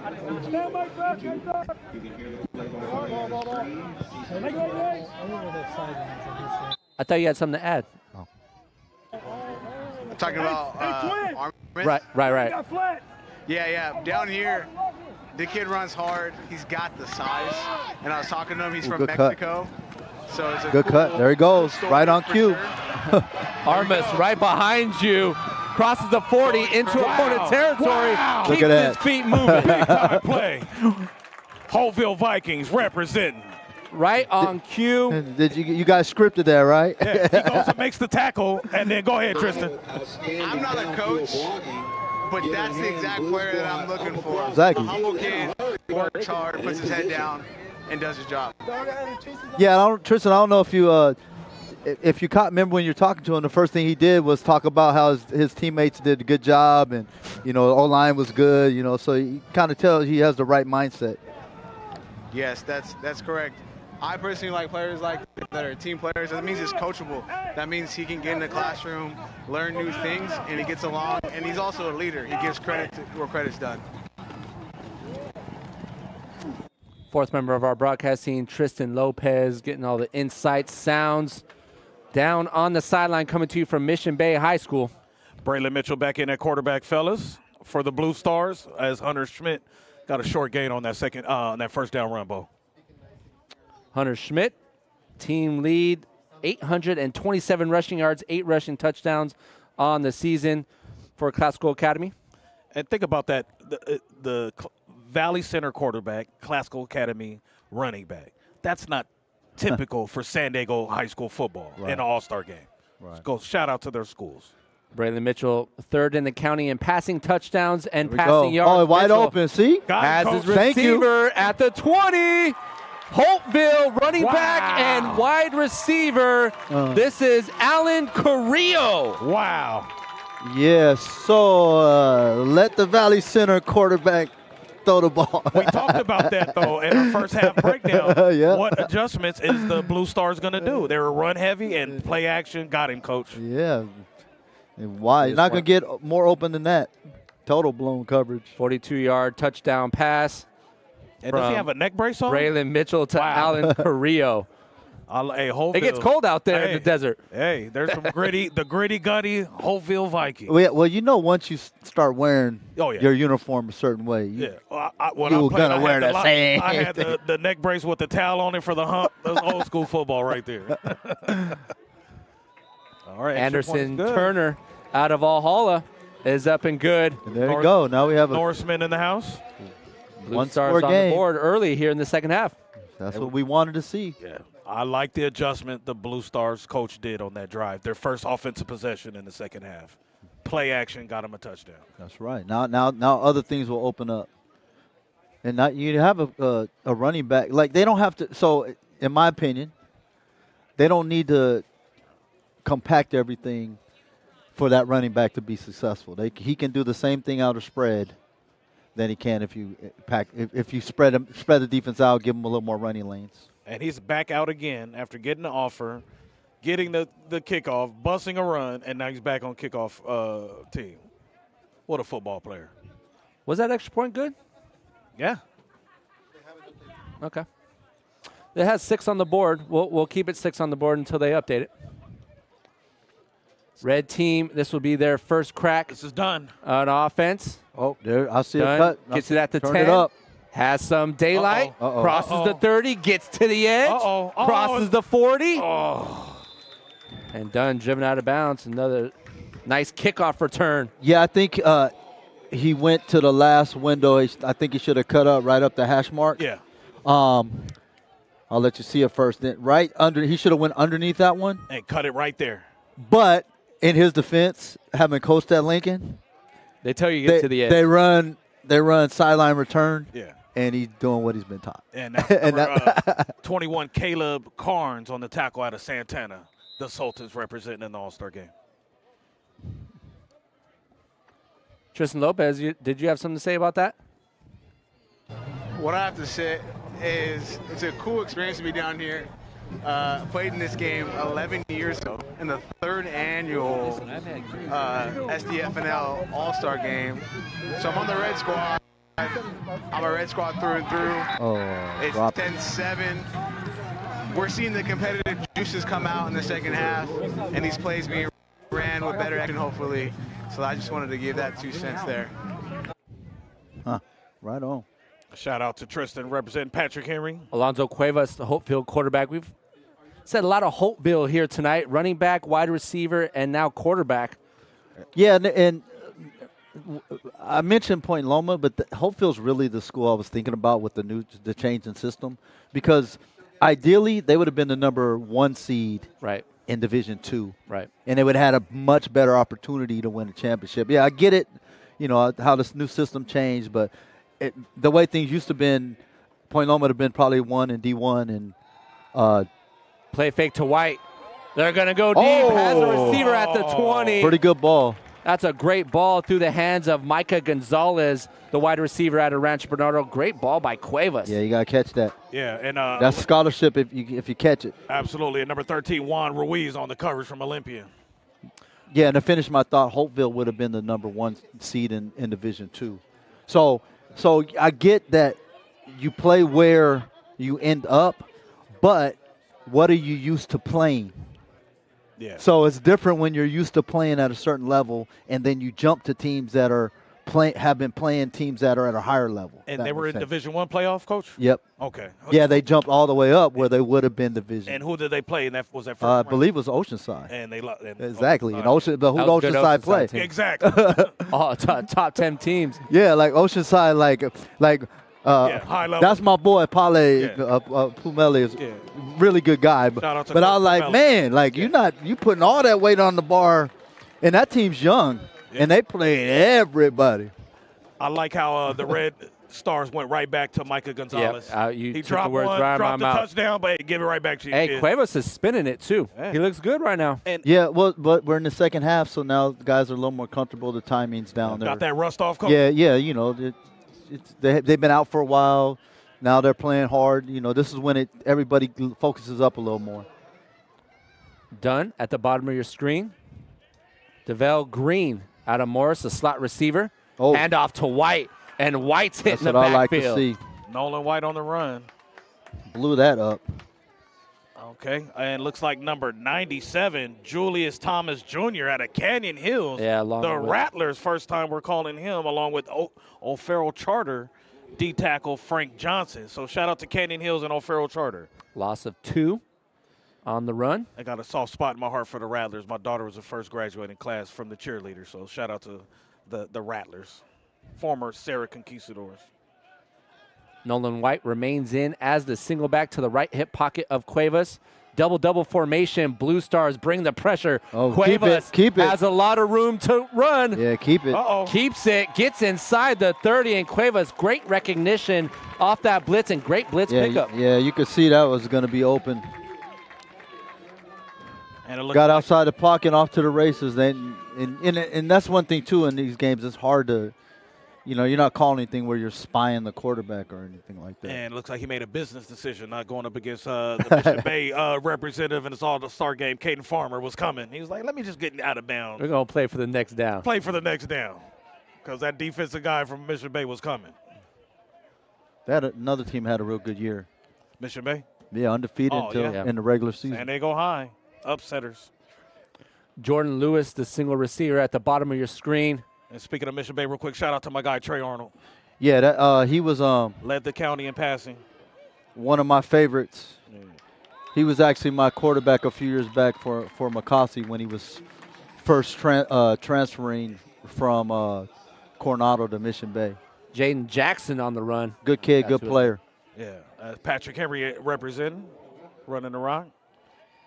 The athlete, 51 carries for 322 yards, averaged about 6 yards per pop, and had just over 100 receiving yards, pair of receiving touchdowns. And there's one of the players that was on this All-Star team, but he got injured. I think broke his finger from Madison. Kavika DeVore should be on the field, but solid, injured. Solid player. Shout out second team All-CIF from the Madhouse. Shout out Kavika DeVore. They're going to say in this double formation for Cuevas.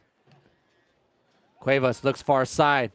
Quick throw. Gonzalez. Hits Gonzalez near the first down marker. Yeah, Juan Ruiz. Yeah, Kavika's a solid player. Yeah. Since you have all these Madison, I'm going to stir the pot a little bit. So Madison's had a lot of really good running backs, and I coached against most of them in the last 10 years or so. So my history's going from 2022 season forward. Oh, okay. Yeah, so you talked about Cormier, you talked about Robbie Rouse. Yes. They had the young man that ended up going to San Diego State, Keenan. Keenan Christian. You had Keontae Springs. Yes. Those are all really good backs. But in my opinion, the best one was Eric Buchanan. Oh, shout out Eric Buchanan. So that's my own personal opinion, having coached against him. He's the one that gave me the most sleepless nights. I gave him a nickname, Baby Bo. Yeah, so. 3rd and 1. Big tackle. Not to knock any of those other guys because they're all great players, but in my personal opinion, if I was picking one, it would be EB. Shout out to Eric Beacon. Again, Hovill linebacker made that tackle, number 0 for the Blue Stars. Yeah, your guess is as good as mine in this situation. That was a 3rd and 1, picked up a half yard by Jackson. It's going to bring up 4th and inches. With a 3-point lead. Yeah. Yeah, we're Maybe going to draw say them All-Star What do you game. think? Yeah. They're going to do the tush push. Tush push? See? I'm surprised the tush push. I didn't see one tush push at the high school level. Oh, I did. I don't know in why. the Open Division Championship. Remember, they called flag on honor. Oh, and then they were saying they couldn't run a tush push. Yeah, they say because he pushed her You from the can't. back. You yeah. can't. To a certain extent. To a certain extent, absolutely. You can't assist a runner in high school. Not a lot of push from the red side. Well, it depends on when they blew the whistle because they were moving. It's like a rugby scrum. And they're going to say the Blue Stars stopped them on 4th down. Yeah, led by my guy from Grossmont Foothillers, number 54, Maximus. Yeah, quarterback was a little. The reason that didn't work, quarterback got up too high. He needs to stay low and then hug it. Big stop for the Blue Stars. I mentioned the kickoff rule, but the one rule I wish they really, really would change in high school is to not be able to jump over somebody. Oh, the leap, the hurdling. Yeah, because sometimes you're going for your knees. Having been a shifty guy way back when, your instinct when somebody goes low, especially if you're a guy who hops, is just jump over him because you're thinking he's about to blow my knee out, and that's just what we do is we jump over you, and that's a 15-yard penalty in high school. Bradley Mitchell back onto the pitch for the blue side. He's going to hand it off. A nice ankle tackle right there for the blue side. L cap number 6. Yeah, he's been making some plays. He's come downhill. Yeah, was that Bayesian Fox? That's what I like to see. So if I'm a scout and I'm looking for defenders, or if I'm coaching back at the college level again, I'm looking for who has a nose for the ball. Yeah, whose motor is not slowing down. And as the young people say, who wants that smoke? Yeah. Who's going, like, what's your effort level? Are you taking good angles? What's your reacting time? Are you a good teammate? Are you congratulating your teammates on the sideline? Yeah, what's your overall demeanor? Because it's the ultimate team sport. Okay. Schmidt again, back-to-back runs, gets to the edge and gets upfield. Yeah, I think he's going to be tackled near the first down line. Next time they run that, he might want to keep it. It's like 33 on that tackle with the cowboy collar. Brooke Sharif. Yep. Or Sheriff? No, Sharif. Yeah, you're Sharif, good. yeah, you're from good. Valhalla. East County in the house. 3rd and 1. He's about to. Yep. Yeah, the blue All-Stars line is significantly bigger than the red defensive line, and the red team is putting that constant pressure. And we're going to now send it down to the field to Tristan Lopez. What's up, guys? I'm here with King Gunn from Lincoln. King, talk about your experience coming from a powerhouse like Lincoln. It feels great, honestly. Love the competition, love the effort that everybody puts in, and just to bring it over here, it creates more of a bond team. Talk about the experience you've had being able to play with different guys around the county. It's definitely been fun. We had a lot of ups and downs, but we stick together as a team, and I'm proud of that. So, aspirations to go to college, play at the next level. What would you like to study? I want to pursue business. Okay, you got any entrepreneurial aspirations or anything like that? Yeah, I got a couple of uncles who own businesses and who are entrepreneurs. So. Well, you're doing a great job. Got a couple of receptions. You got the score for your team. Good luck the rest of the season, this game. And I know coaches are watching, so be prepared. We'll send it back to you guys. Thank you, Tristan. With King David Dunn, who had a 19-yard touchdown reception to start the scoring on the night. The only touchdown of for the red first side. touchdown for the red team. Yep. Good youngster there. He was just a youngin' running around the field when I was coaching there. I coached his older brother. He's been coached well, very composed. Yeah, coached his older brother Dalen, who was a really good player. Not shaken by the spotlight. Ernesto Armas. Wow, he just ran his own guy over. Defenders. And his own guy. Bulldozes. Yeah, you love to see running backs who finish off a run. Yeah, even his own lineman, he just ran, get out of my way. No regard for bodies. Especially going to the next level, because if you have a back who gets 4 yards instead of 3, 4 yards instead of 3, right, now your playbook is opened up on third down. Mm-hmm. You know, every yard matters, every foot, every inch matters. Braylon Mitchell, 2 receivers to his left. Coming. Carrillo to the bottom of the screen. Armis is going to get the handoff again, but the red team blown up. Great pursuit in the backfield. Yeah, he blitzed off the edge. He just didn't break down. He should have shuffle stepped, and that's why he missed the tackle. Fox, Stay on your Fox target. was first to the ball. He's been all over the field. Cleaned up by Jeremiah. Oh, nope. Yeah, he made the play, but he I have Jeremiah Jackson, but he just didn't make the tackle. For number 6. Yeah, 60. I had 60 in on it as well. No, it was Beijing Fox. Yeah, he's the one that dove in, right. and he countered it, and 60 tackled him. But yeah, just got to attack that near hip. Yeah, because he just missed that ankle tackle. That was Jeremiah Jackson. Okay. Mitchell. Get rid of it. Pressure. Oh, okay, Flush good vision. left. Oh, each leg in the house. See? There's the hurdle. Yeah.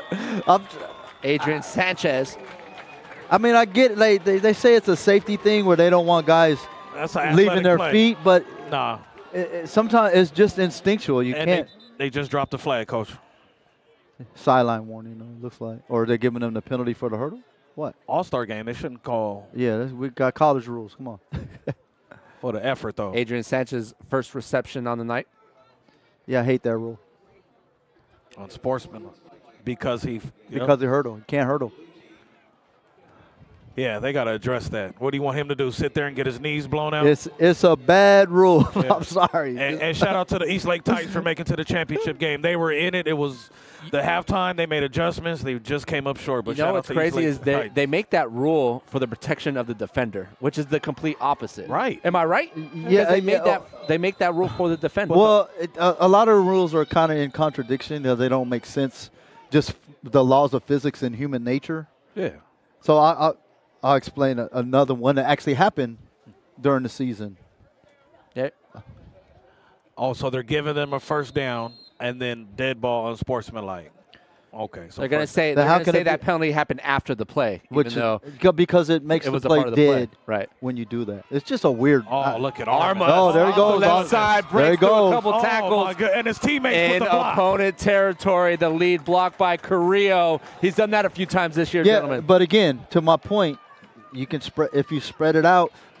He's a downhill runner. There's more. He can just hit the holes when it's.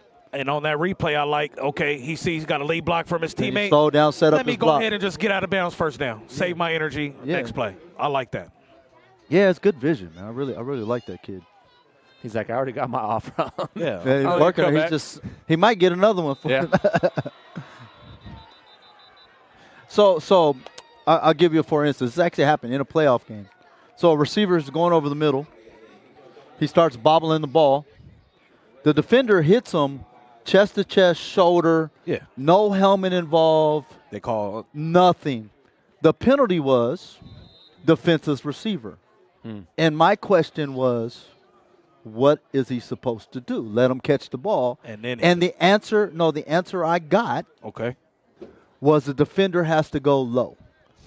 So my response was, I'm never going to tell a kid to blow another kid's knees out to avoid a penalty. So sometimes the rules just don't make sense. There's always a gray area in those situations. Yeah, and it's like you can't throw a flag. Like what? The lawyer in me, my retort was, I said, okay, every time I have a receiver go over the middle, what you're telling me is I should tell him to bobble the ball, and nobody can hit him if I bobble the ball. So it's like me as a punt returner. You have to let the punt returner, if he bobbles it, you still have to let him make the chance to. No, the rule is you got to let him make the catch. If it hits the ground, then you can do whatever. So it's some of the rules just don't make sense when you do what if? Yeah. If you ask the next question, and that was one of those scenarios. And I said, I'm never, ever, ever going to tell somebody to go low and blow somebody's knees out. Nice. Number 53, Jared Gutierrez out of Brawley on that tackle, guys. Braylon Mitchell. There he goes. It off to Armis off the right side. Yeah, so. Doesn't get touched until getting in the secondary. Because the defense is spread out now, and he's hitting, they just build a wall, and he's downhill. And number 5 for the red team on the tackle. So touchdown saving tackle by Ronnie. So kudos to their coach because they're still kind of running the same concept. It just there's not so many bodies in there anymore, and he has more space to operate. So they're still being physical on the O-line. Now they're just angle blocking. He's picking a hole. Very impressive with this Hoville running back. And the Blue Stars made the adjustments. Armis again off the left side, gets to the edge. Now, I mentioned it a few plays back. I'd like to see him pull it one time. Just show me what you're made of. And if he wants to, it's an all-star game, and he's a quarterback, and he needs to show that, hey, I can do this. I can take a hit. Yeah, or I can get to the ends, especially down here. Well, the way he kept it and played out the fake, look, it makes me feel that they're going to keep doing that, and he's going to pull it, and then yeah, sooner or later he should pull it.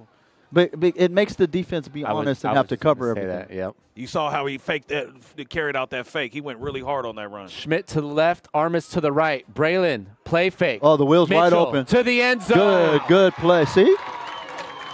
He pulled it. He just didn't He run pulled it, yeah. He pulled it for the play action to get outside the pocket and roll out. Superior Gar with a touchdown reception. Yeah, so I guess they're listening to the broadcast because they got everybody involved that that we asked for at halftime. What a play fake. Mitchell. Yeah, well executed play. Wide open. Yep. Got him wide open on it. Morris Tigers in the red zone, in the end zone for the Blue Stars. So again, that's utilizing the talent that you have. You got a quarterback that can throw the ball. You got a running back that hits downhill, and you got a guy who in the open field is problems. Yeah. So now you're utilizing all three. Now the defense is a little off balance, And especially in All-Star. How do you lose somebody of that talent level superior? You know what I mean? No one's around him. You got to have somebody. Because of the execution, and they're worried about because that whole drive, number 20 just got 80 yards. He just dipped for 50. Yeah, so now they're worried about him. They forgot that number 8's over there. Yeah. He got quarterback on Blue good ball. Stars 14 points unanswered. Take their first lead of the ball game. And we talked about at the end of the first half who's going to make the adjustments. Yep. And Coach Nick, Poway coach, that's the head coach for the Blue Stars, made significant adjustments. He's 5-0 for a reason in these All-Star games. Wow. Now it's Red's turn. Let's see what Achilles Smith Sr. is going to do to make those adjustments. Dribble down to the 20. No. Bounces it to the left. No. Crosses the 40. What do you think? He should have reversed fields? No, he should have planted his foot and went vertical. So meaning at a slight angle. So once you plant, unless you're a burner, you're not going to get to the edge. So you right there, boom, he should have planted and went up the field he should have went to his right instead of his left. So you got to use it's kind of like when you're on the freeway and cars are going one direction, you use their speed against them. So you want to cut and run by them. You don't want to go lateral and then just have them adjust, if that makes sense. Well, now send it down to the field. Tristan Lopez next to Braylon Mitchell of the Blue Stars. Yeah, guys, I'm here with state championship winning quarterback Braylon Mitchell from Valley Center. Man, how are you feeling off of that? Oh, it feels amazing. Like, that state championship win is still surreal. I mean, God put us in the opportunity. God blessed me for the opportunity to be in an all-star game. All glory to him. So obviously that means so much to you. What does it mean to be here with some people around the county that are just as talented as you are? It's amazing. Just everyone pushing each other to just be better players and be better people. And we all here have the same goal, and that's to play college with the next college ball. And it's. Give us a little insight on the last play. Saw the wheel route to Superior. What was going through your mind before? Did you know like it was going to be open or? If the DN stayed with that running back on the slant, I was going to read that the safety went with the slant. Then I was going to have Superior, which he did. He just crashed hard on the slant. Superior was wide open, just had to put it in his hands. Well, it looks like you know what you're talking about. You're balling out, man. There's coaches that are watching. I wish you the best of luck in the future. This kid is talented. He's got an arm. He can play football. Let's send it back to you guys. No doubt about that, Tristan Lopez. We were asking for it. We got it. It only took 3 quarters.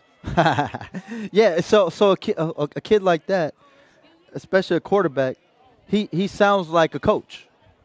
The way he broke that down. Right. And that's kind of, what you're looking for from a leader, from a quarter, that especially at that position. From a quarterback, especially. Yeah, he broke it down to like, this happened, so that's exactly what you want to hear.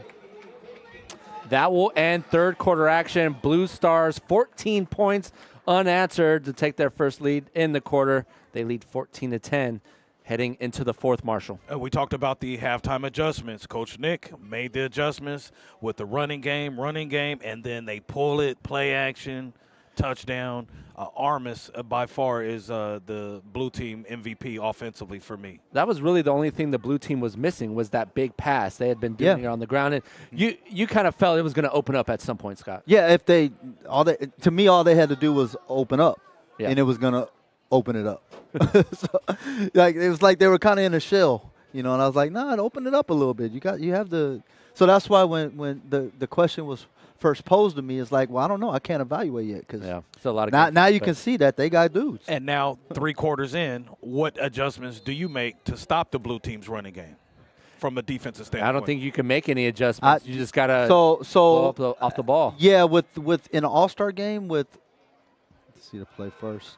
Nolan White. With the limited amount of things you probably can call, because they're running traditional defense. The reason I say that is you guys all know I run untraditional defense.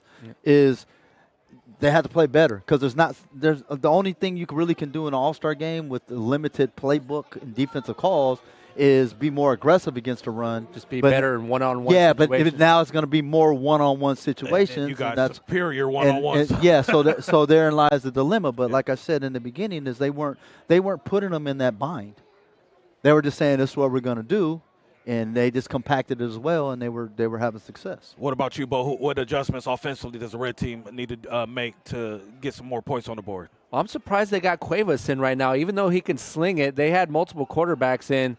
And Cuevas has looked good with his legs. I don't think there's much adjustments that need to be made. I think Red Stars are just missing that 1 or 2 big plays.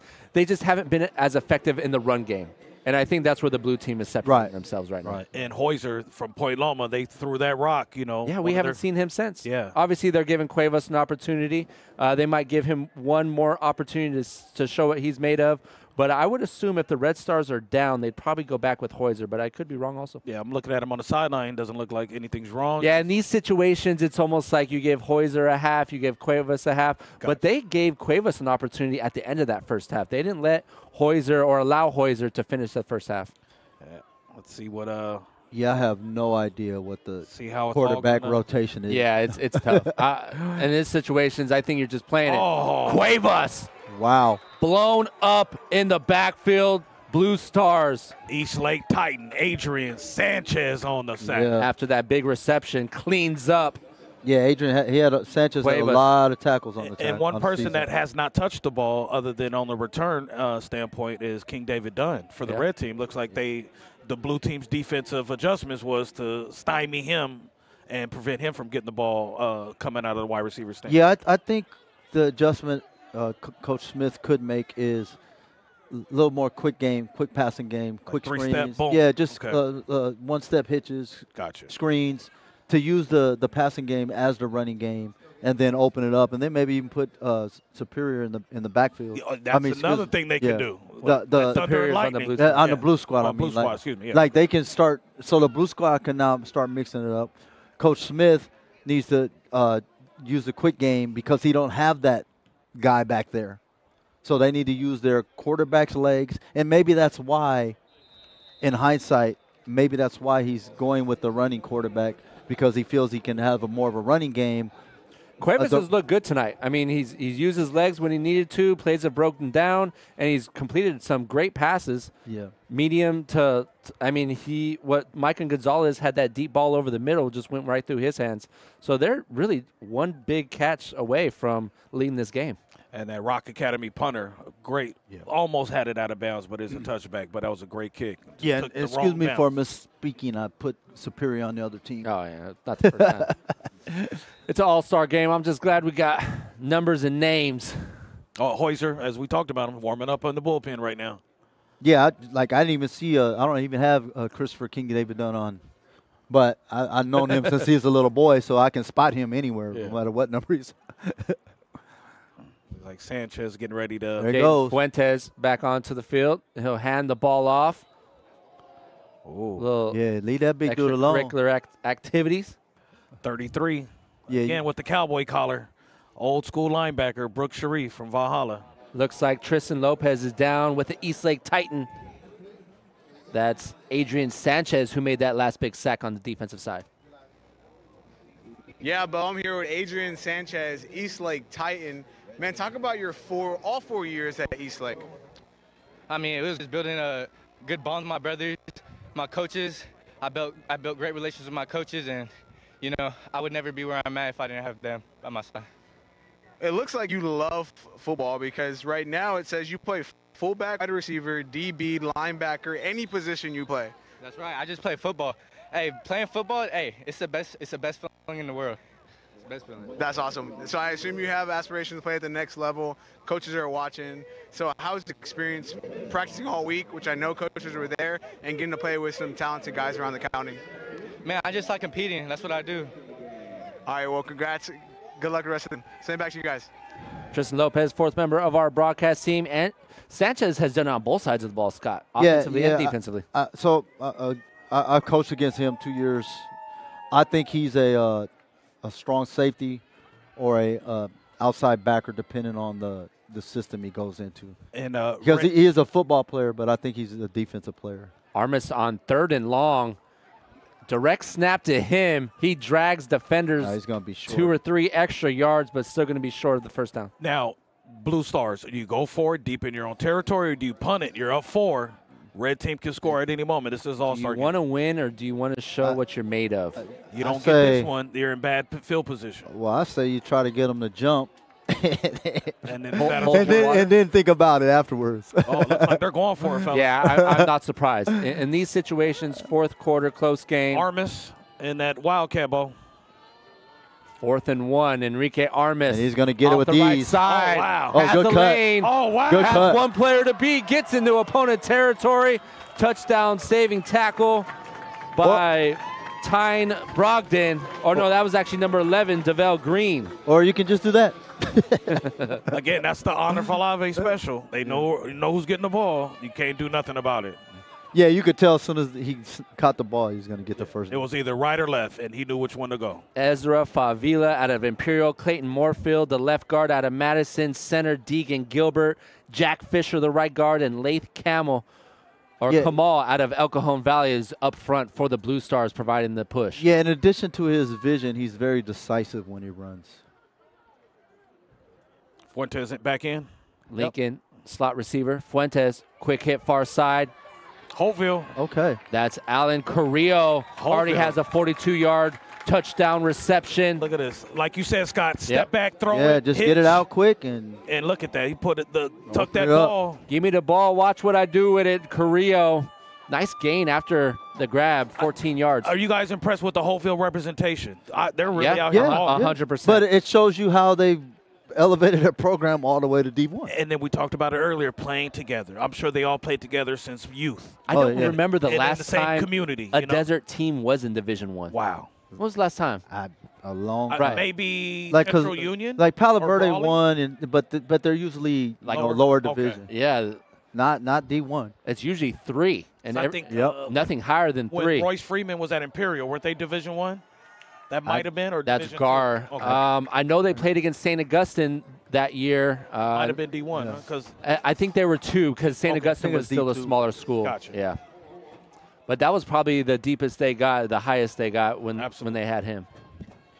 Yeah, so I know I sound like a broken record, but you almost get punished for being successful by jumping that much. It's like, like you're getting stronger and you're putting weight on the bar. Right. But then you're going against people in a competition who have taken weight off the bar, if that makes sense. After this next play, I have a question about, how high school football and divisions and leagues, and I want to get your opinion real quick. Gar in motion. They're going to hand it off to Armas. Armas needed to get to the 23.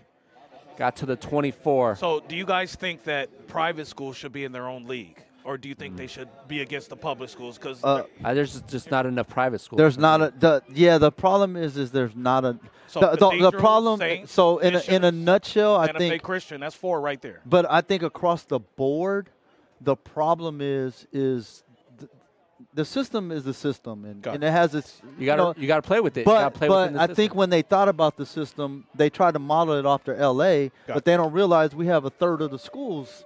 Right. So you're not it's not There's no apples. Trinity League It's in not San Diego. apples to apples. Gotcha. So I can't really answer that question because it used to be we tried so many different systems, and it used to be by School size. school size, Yeah. and I'd be like, but then you used to be like, well, wait a minute. That's when it comes into When I play. went to Lincoln, we were the but, smallest school. but if it goes by yeah. school size, then that's a different discussion because then Christian, Santa Fe Christian, Saints, Bishops. Now they're you guys should be playing each other. Gotcha.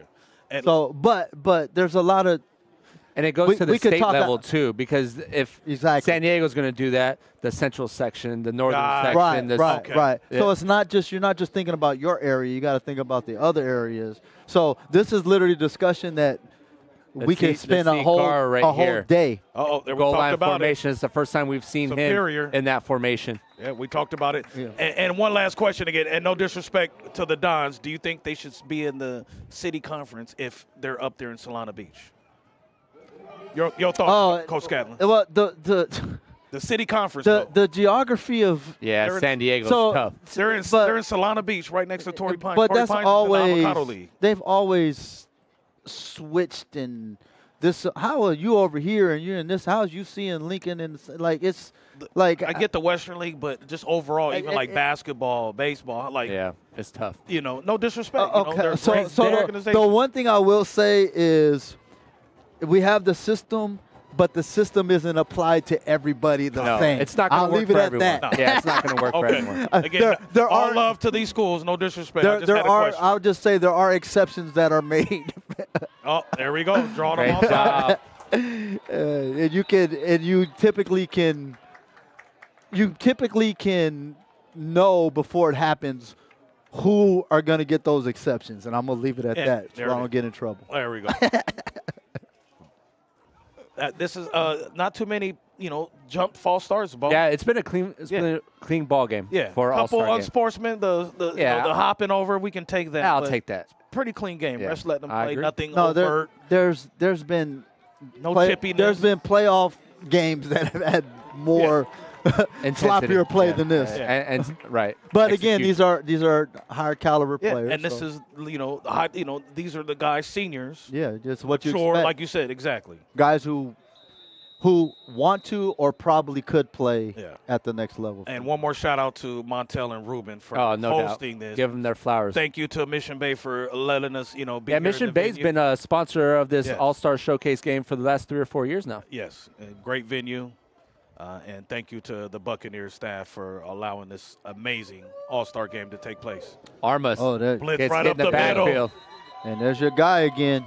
And Drozu and Big 60 from the Hive, Jeremiah Jackson. He sure has a lot of tackles for playing DN. Not related to Randy, Tito, or Michael.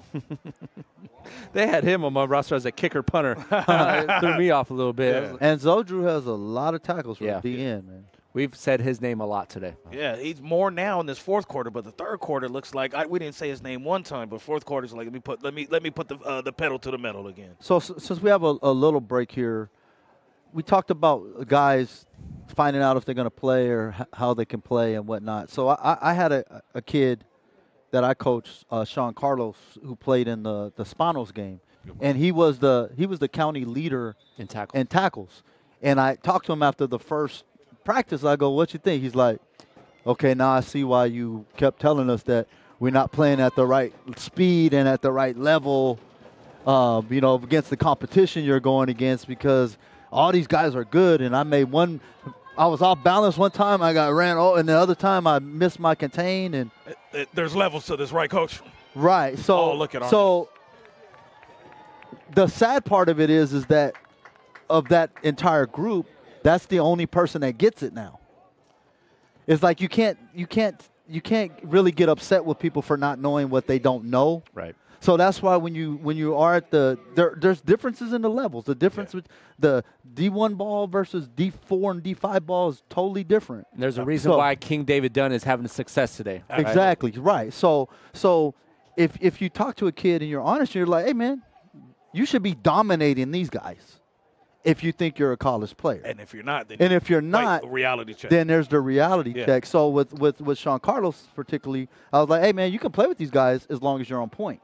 Yep, got to Yeah, stay on point. you got to bring it every snap. Yeah, every step. If you make a plays mistake, yeah, the margin for error is different.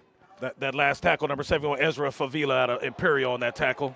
And they're starting to check in on Armis, the tackle behind the line of scrimmage. Yeah, so DeVale Green. Looks like the run blitzing from the Reds. Well, it's a great open field tackle by the defensive back. and we got closer to the end zone, and you see how they shortened the field. They shortened the field. They compacted. They went back to what they were doing in the first half, and so would this be a time? And follow suit. My bad. Oh, you're good.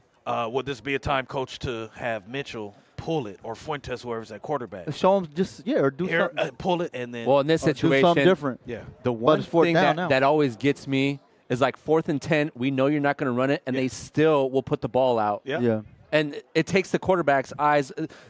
Any true linebacker is not going to have a misstep and thinking they're going to run it on 4th and 10. True. They're going to stay in that hook zone. Yeah. All you're doing is allowing the defensive backs or the defensive ends to get upfield. So the last thing I want to see right here is a play fake. Yeah. So, and me personally, I want the quarterback, especially close to the end zone, I want him to turn the back to the defense. Gotcha. That split that time that he has to recalibrate and find everybody. He could be up the seam and the window closed on you. Yeah, because the guys run out of the back of the end zone or they lose.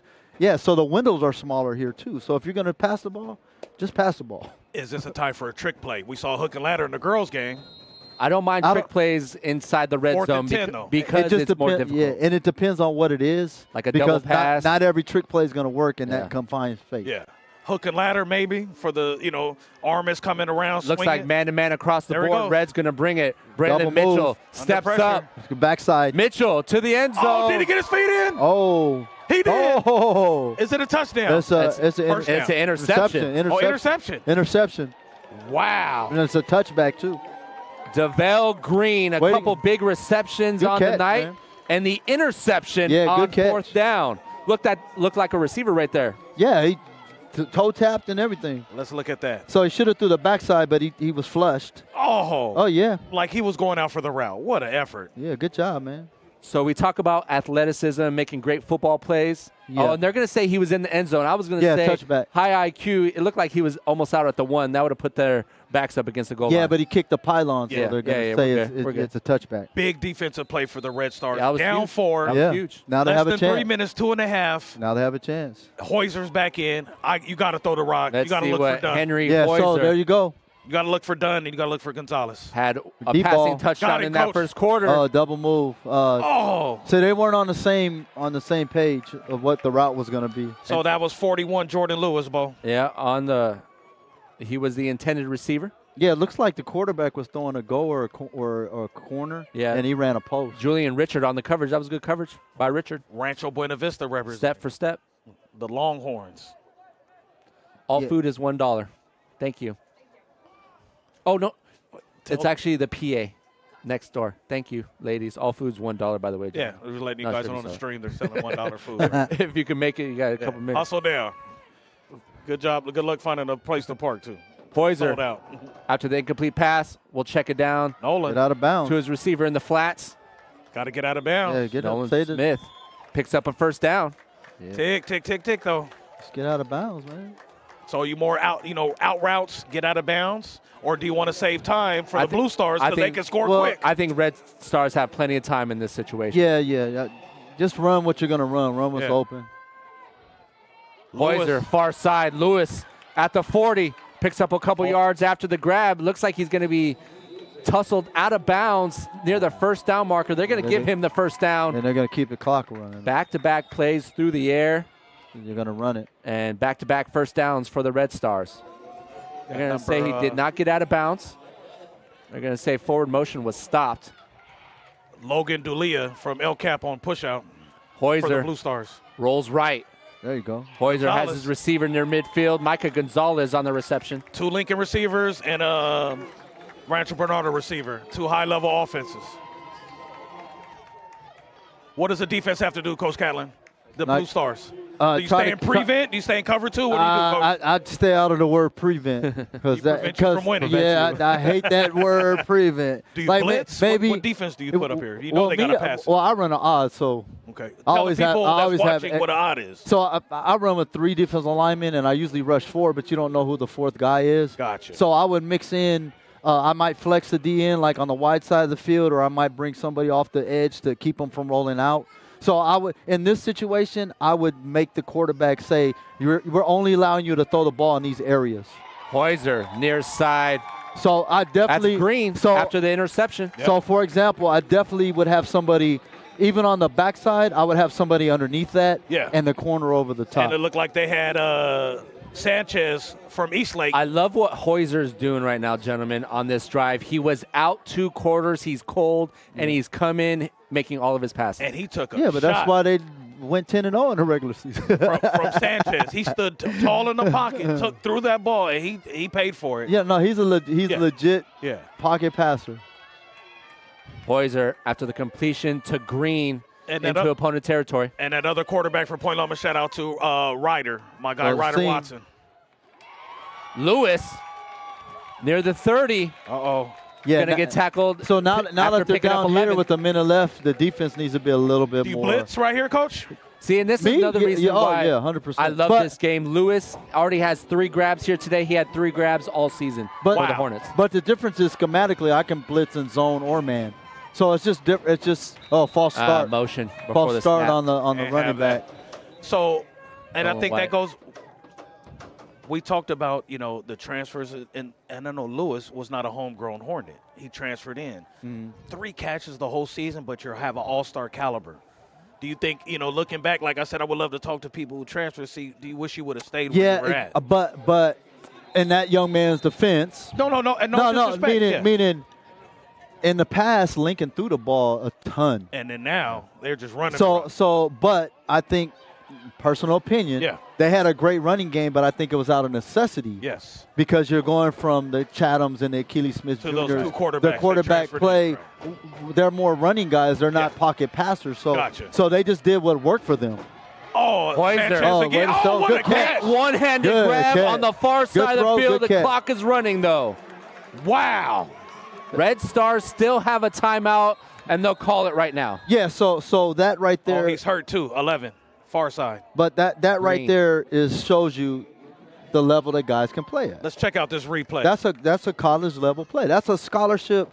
Standing in there, knowing you're going to get hit. Hoiser, by the way, look at the shot he took by Sanchez. He knows he's going to get hit. He doesn't flinch at all. Wow. And he throws a dot. That's the second time in this drive, crunch time drive, he stood tall in the pocket and took a lick and stood up strong. Like, you'll literally look if you're trying to give somebody a scholarship, you're going to look for that. You don't want a quarterback who's skittish. Yeah. Especially a pocket passer. Going to the next level. Yeah.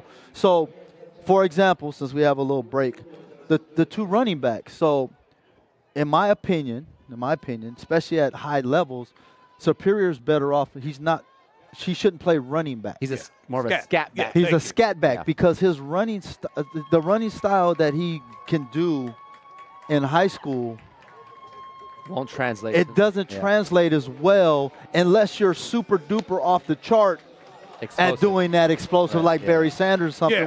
Whereas the other running back, the young man from Holtfield, hit the hole, boom, get what you can. Yes. So the first guy that Superior usually makes miss in college, he's getting hit by 3 guys because they're all just as fast as him, and they're bigger than him. They're flowing. So just me personally, if I was his advisor, and actually I coached his oldest brother when he was in youth football, so I know the family. So what's the best position for you on it's the like next level? Scat back, maybe slot receiver, maybe slot corner, definitely return man. But I just don't. Depending on where he goes, the system running back might not be the best. As great of a running back as he is, if we're talking about his longevity and his future, that's that body.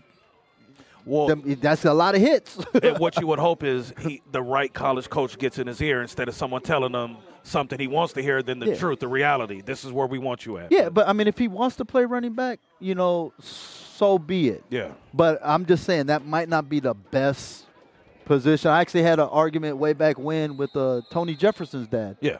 Because he remembers the star running back. I saw him against Lincoln. He's a strong safety. He's a strong safety. Me and his dad are buddies. So, oh, no. Hoiser, tough snap. Yeah. Great heads-up play by him, getting rid of it and not taking the sack. Yeah, but again, that shows his football IQ. Great job by Hoiser. I better kill the clock. Just throw it away. We got a couple more downs. Live the fight again. Yeah, so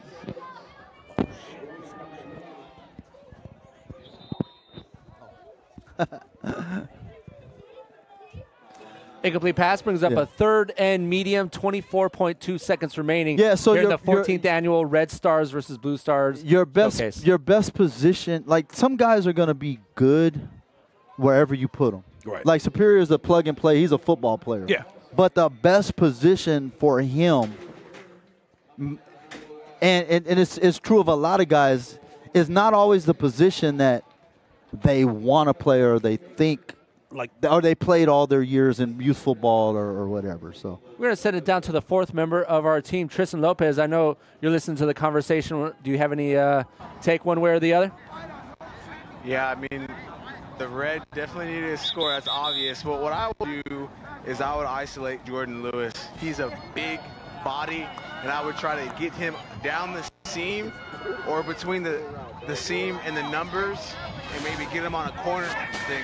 Because his secondary has been not covering him well, let's say to speak. So let's see what happens.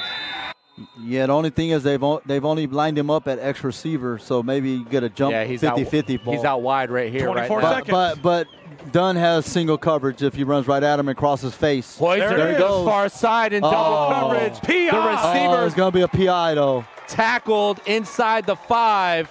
Superior Garter on the interception, but it's not going to hold. Yeah, it's going to be a PI because he was running a corner route and he impeded him. But I thought if we had the replay, the throw was to... That was a good throw. Yeah, but if he didn't get tackled. But just by the alignment and what they were playing is, I would have pre-snap. I would have been throwing the ball to Dunn. Running the seam up the middle. Yeah, because all he has to do is cross face, and it's a safe throw. Because the safety, when that guy runs the corner route, the safety is going to help on the corner route. Being like a center fielder. So you know that you have single coverage on that safety, and I'll take that matchup. I would take that matchup. So now, what is it? First and goal from the 10. Yeah, but now they have. Yeah. They have time to run for at least 3 plays. And how many timeouts does Red Squad have, Bo? They have 0. But if they're smart with it, they don't. Just throw the ball into the end zone. 16 seconds. So here, sideline or end zone. So wide side of the field, you got the two Lincoln receivers. I'm throwing the ball to one of them. And the Morris receiver on the outside, the far side. We have a late player coming on. Says the ball's at the 10. Yeah, but I'm throwing at maybe a corner route to Dunn. Bad snap. Poiser. There it to is. the end zone. A jump ball. There's your 50-50.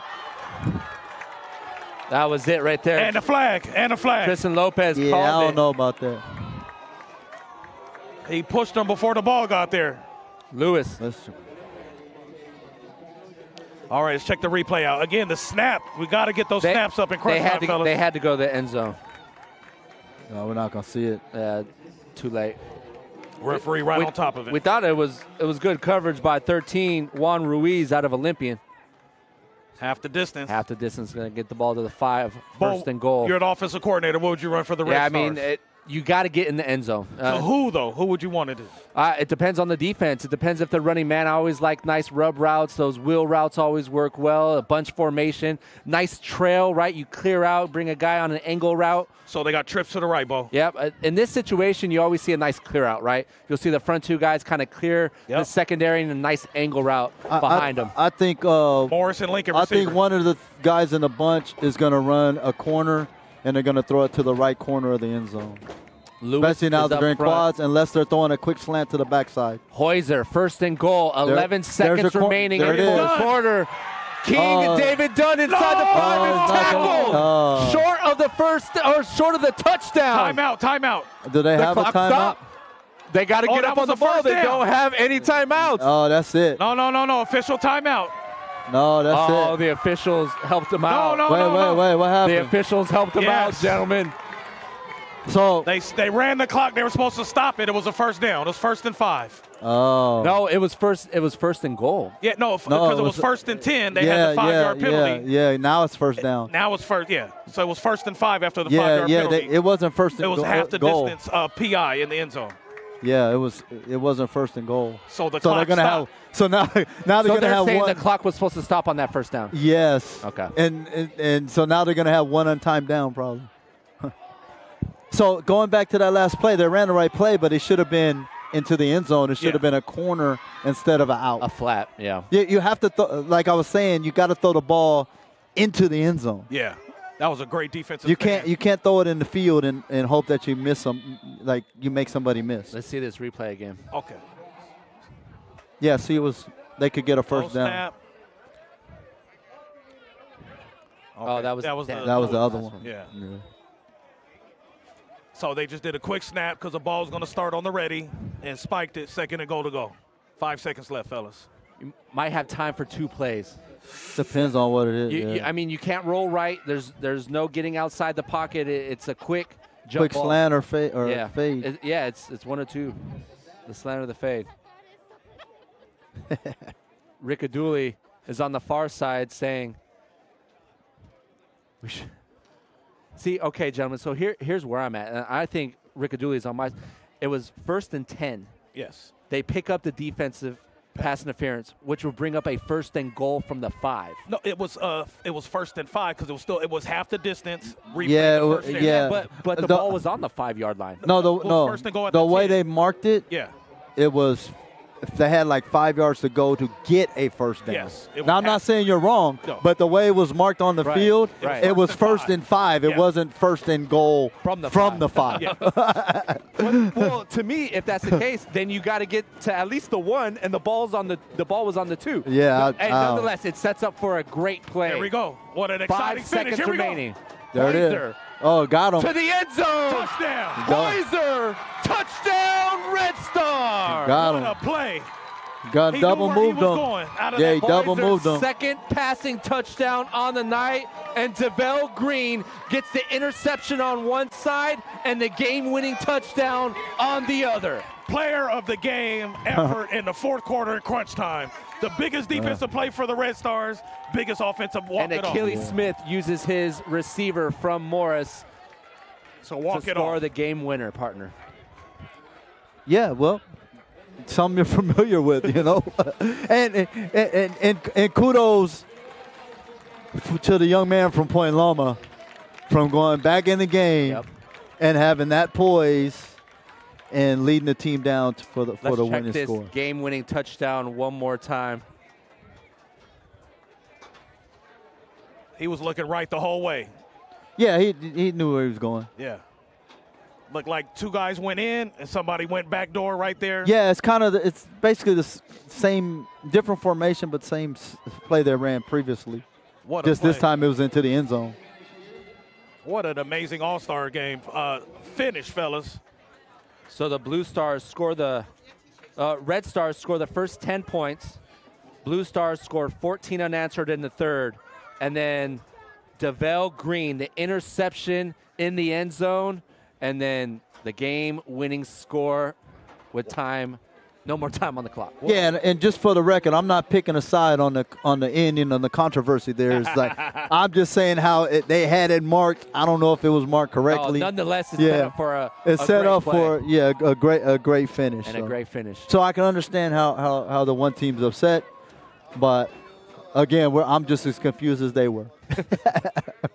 We're going to catch up with Tristan Lopez in a second. Hopefully he gets the game-winning touchdown by DeVell Green to speak with him.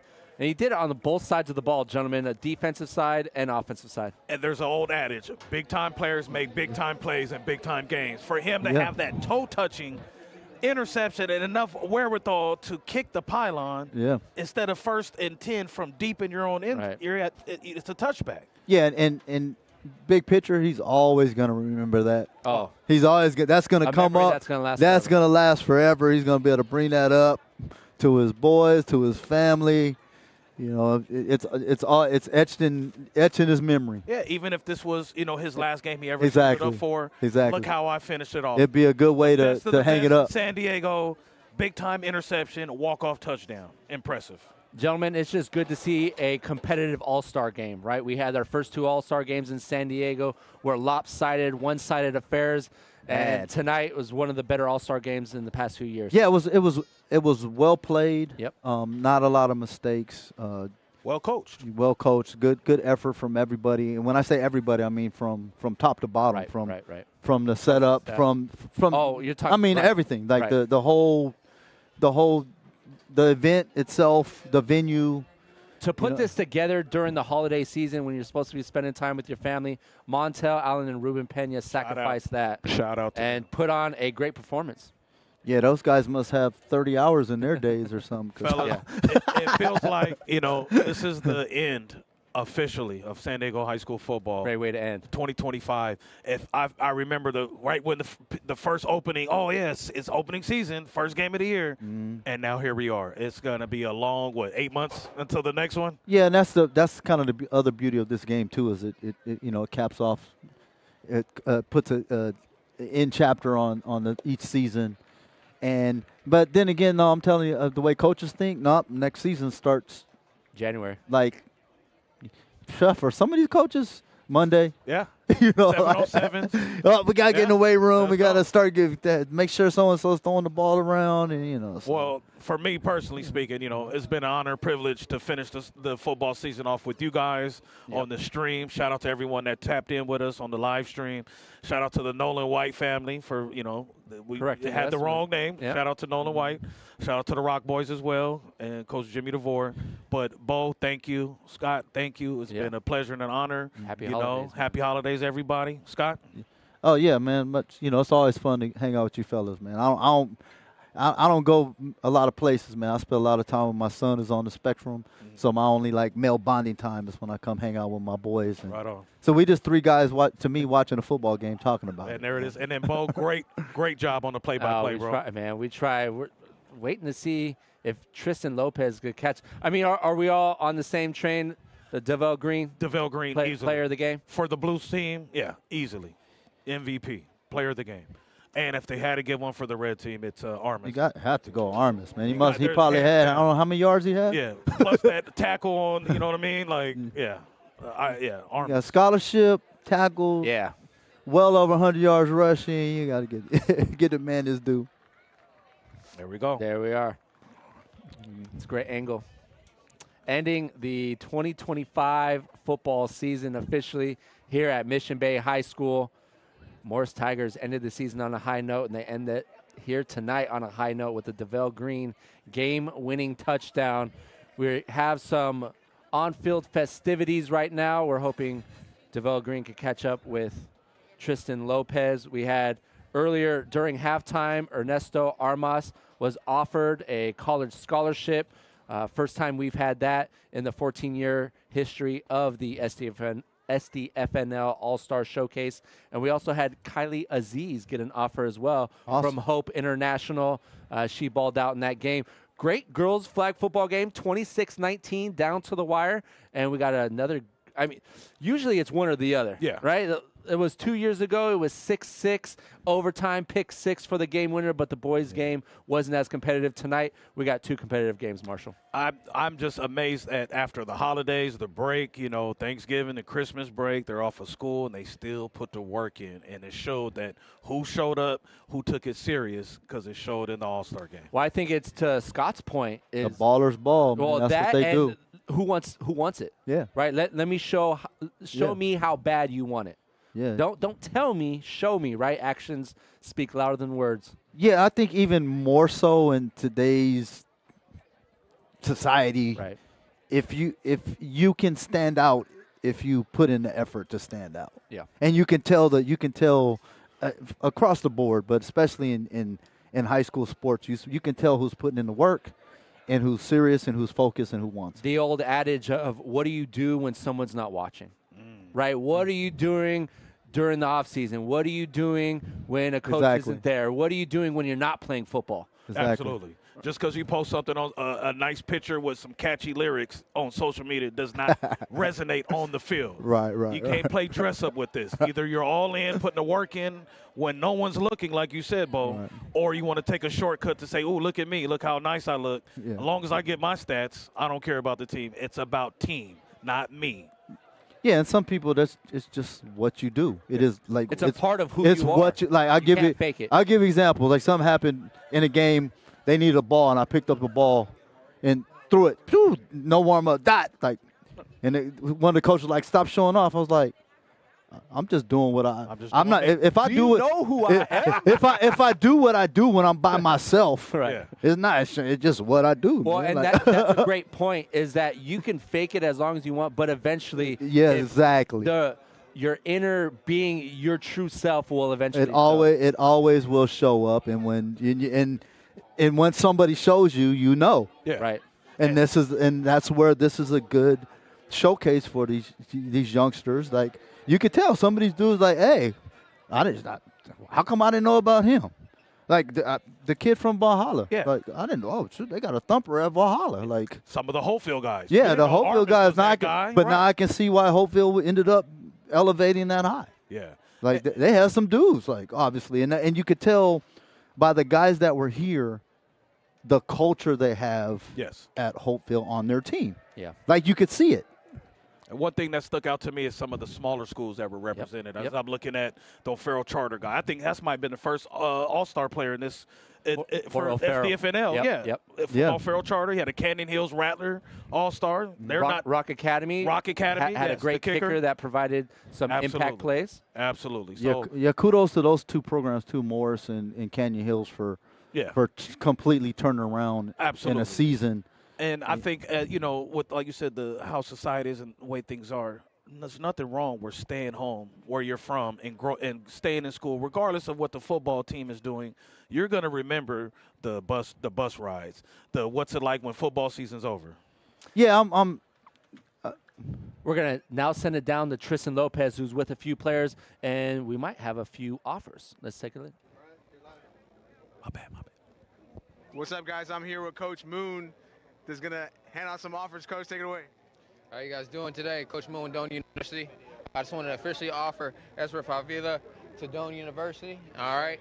And as well as Nolan White to Doane University, all right? And I'll be reaching out to you guys personally to give you guys the rest of the information on the rest of the steps moving forward. I appreciate you guys for your time tonight. Man, you guys worked really hard. Sorry you didn't get the win tonight. I've been on the losing side, especially on the blue team. I've been there before. But congrats to winning tonight, and I'll reach out to both of you guys. Yes, sir. Thank you, Coach. I appreciate that. Cool. Congratulations, young man. Good luck in college, whatever you guys do. Live offer here. Hope you guys enjoyed the show. Back to you guys, Bo. Tristan, ask him what the feeling is like to get an offer. You guys are good. Congratulations, brother. Tristan, ask him what it feels like to get the offer. Yep. That's all right. Tristan Lopez, great job down on the If field. that's me as a O-line, D-line man, I'm like, wow, this could be my first offer. Someone recognized me. I'm not from a powerhouse school. Yeah, and from Coastal Academy as well. And shout out to Nolan White's family because we had his name, the roster name said what? No, Nico. Nico. And one of the family members come and say, hey, the family's watching on live stream. It's not Nico, it's Nolan. So shout out to Nolan White's family. Yeah, thanks for tapping in on the live stream. No doubt about that. We're going to try to catch up with DeVell Green.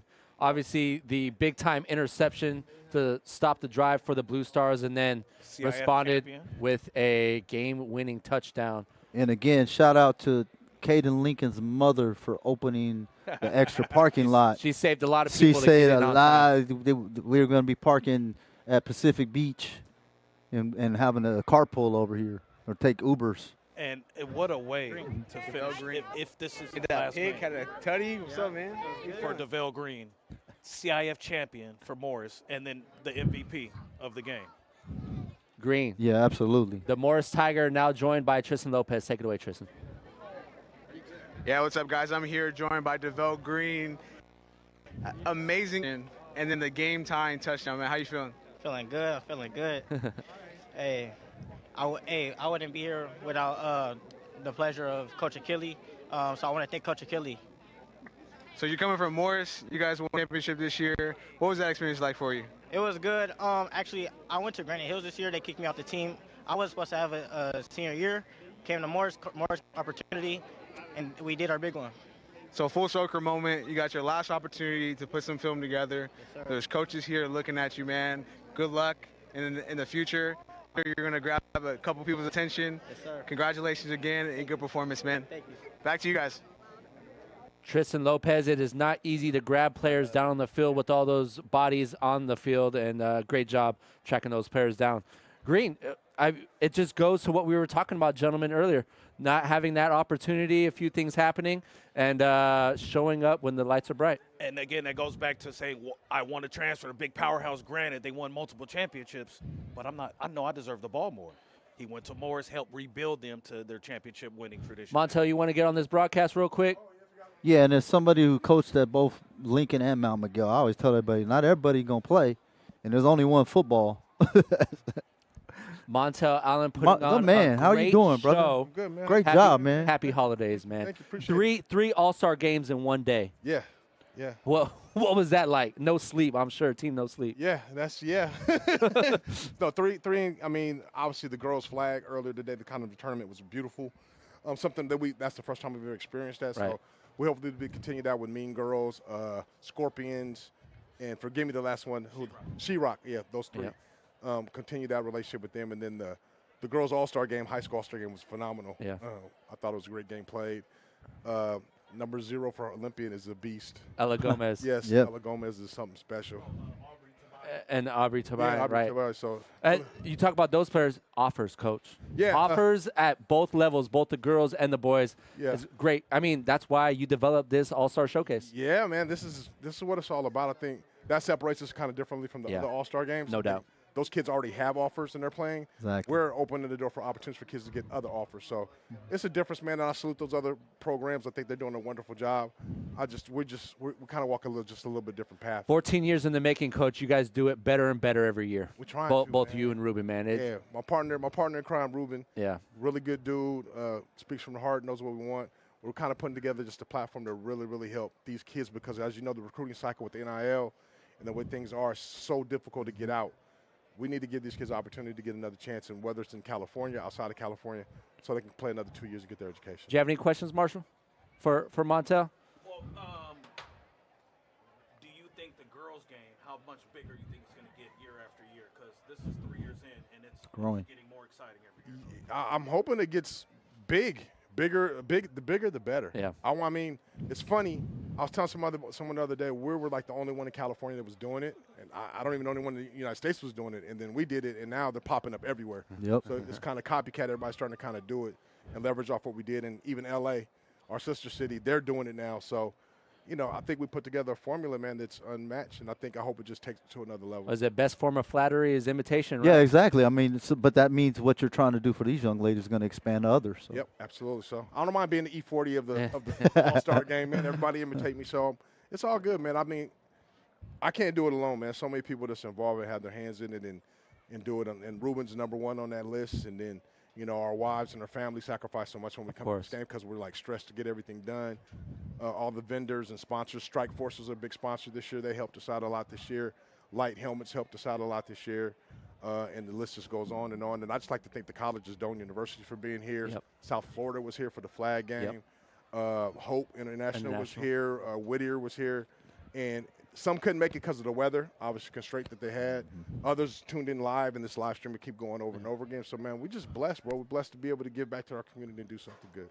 Well, we're blessed to be in your presence, Montel. I mean, I appreciate it, man. As far as, outside of coaches and outside of media, you do it best. Oh. I mean, it's put it simple, man. And you know that. Nah, you know that. I do me, man. Yeah. That's it. He's being humble, man. Yeah, I know. It's not easy. It's everywhere, during the holidays. But to deal with all the different types of personalities and people that he deals with, myself included, he gets along. He navigates and he gets along with everybody. And he does things the right way. Yeah, I mean, obviously, everybody wants to be competitive nature. Of course. Football is very, very important. But more important than football is opportunity for them to get education, bro. Everybody has a football expiration date. Everybody does, no matter who you are. 100%. Even the greatest have an expiration date. The thing is to maximize your opportunity to continue to play as far and as long as you can if that's what you really want in life. And my goal, man, is I can't always get it to zero, but just try to get their education as slow as possible for them to have opportunity. There's a bigger world in San Diego, and I want these kids to experience it because when they come back, it makes our city that much richer. Montel, happy holidays. Get some sleep, my friend. Yeah, well deserved. I was joking. He must have 30-hour days or something. We good, man. We good, man. This is what it's all about, man. And like I said, I hope all the offers haven't came in yet, but I hope we could be able to piggyback off a lot of offers off of this and I don't care if it said one school. I hope one school offers all of them. That's one more than what they would have had if they didn't have this showcase. Absolutely. So I want to make sure we just kind of keep pushing and keep catapulting it further and further and expand it. And this stream is making us reach. Well, and at the very least, they might made a new lifelong friend. You know, they made new connections. They've seen guys from all over the, not just the area, but from the county and different. You say it's funny you say that because, I mean, tell me when where a kid from Morris would be hanging out with a kid from Hopeville. Exactly. That doesn't happen. We mix this up so much where a kid from Hopeville would be hanging out with a kid from Morris. They'll be hanging out with a kid from Scripps Ranch. They'll be hanging out with a kid from La Jolla. Yeah, you got a kid, somebody from O'Farrell Charter playing against Granite Hills. We know, know Rock at the Academy. next level, it's all about networking. Yeah, it's all about networking. I think this is a viable lesson for here. And then two, man, as big as San Diego is, we're small. Football community is very, very small. So why can't these kids be able to get along? Why can't they get a chance to know 100%. each other? Why can't they build off each other? Who knows? Enrique, they got the MVP for Hopeville, might recommend his brother on his team, the receiver, to get a scholarship, and he might recommend somebody that was on this All-Star game. So I think just paying it forward and those guys getting a really big understanding of how this thing works in networking and recruiting. Yeah, and they might, build relationships. They might be going into the same field. Yeah. Oh, my dad. When you graduate, my dad owns this company, or my uncle. So it's just building that network and making those connections, man. And remember each other when they're in the mall. Hey, 100%. we played in the game together. Right. So it's bigger than me. For one, it's bigger than our event. I think it's up to them just to pass it forward, and I'm glad I had the opportunity to help build this and keep expanding. You're giving them the opportunity. Trying. Yeah. We got a lot of work to do, but we're getting there. We definitely are getting there. Yeah, so appreciate it. Right, appreciate you, Coach. Thank you. Appreciate you. Thank y'all. We'll get Marshall back on. Absolutely. And enjoy it, Coach. Great All-Star games. Very competitive. Last words, gentlemen. We'll start with Marshall, who was here for the girls' All-Star game and the boys' All-Star game. The last word I have is consistency. Consistent, excellent play for both the girls' flag team and the boys' flag team. Everyone gave their maximum effort. Both games went down to the wire, walk-off for the boys and to the end for the girls' game. And, again, testament to SDFNL and all the staff that made this happen. And shout out to Pablo, Cali Photo, for putting this on. Shout out to Tristan as well. He did his thing. Coach Catlin and you, Bo. It's just been an honor to serve with you guys as we getting ready to end 2025. So it's been a pleasure, fellas. What do you got, Scott? Well, again, thanks for having me. It's good to hang out with you guys. Have fun as always. My man over here as well. For me, I was happy to see and listen to the guys talk because you could see what they were as young men. And I always have a phrase, is like, what you do one thing, you kind of do with everything.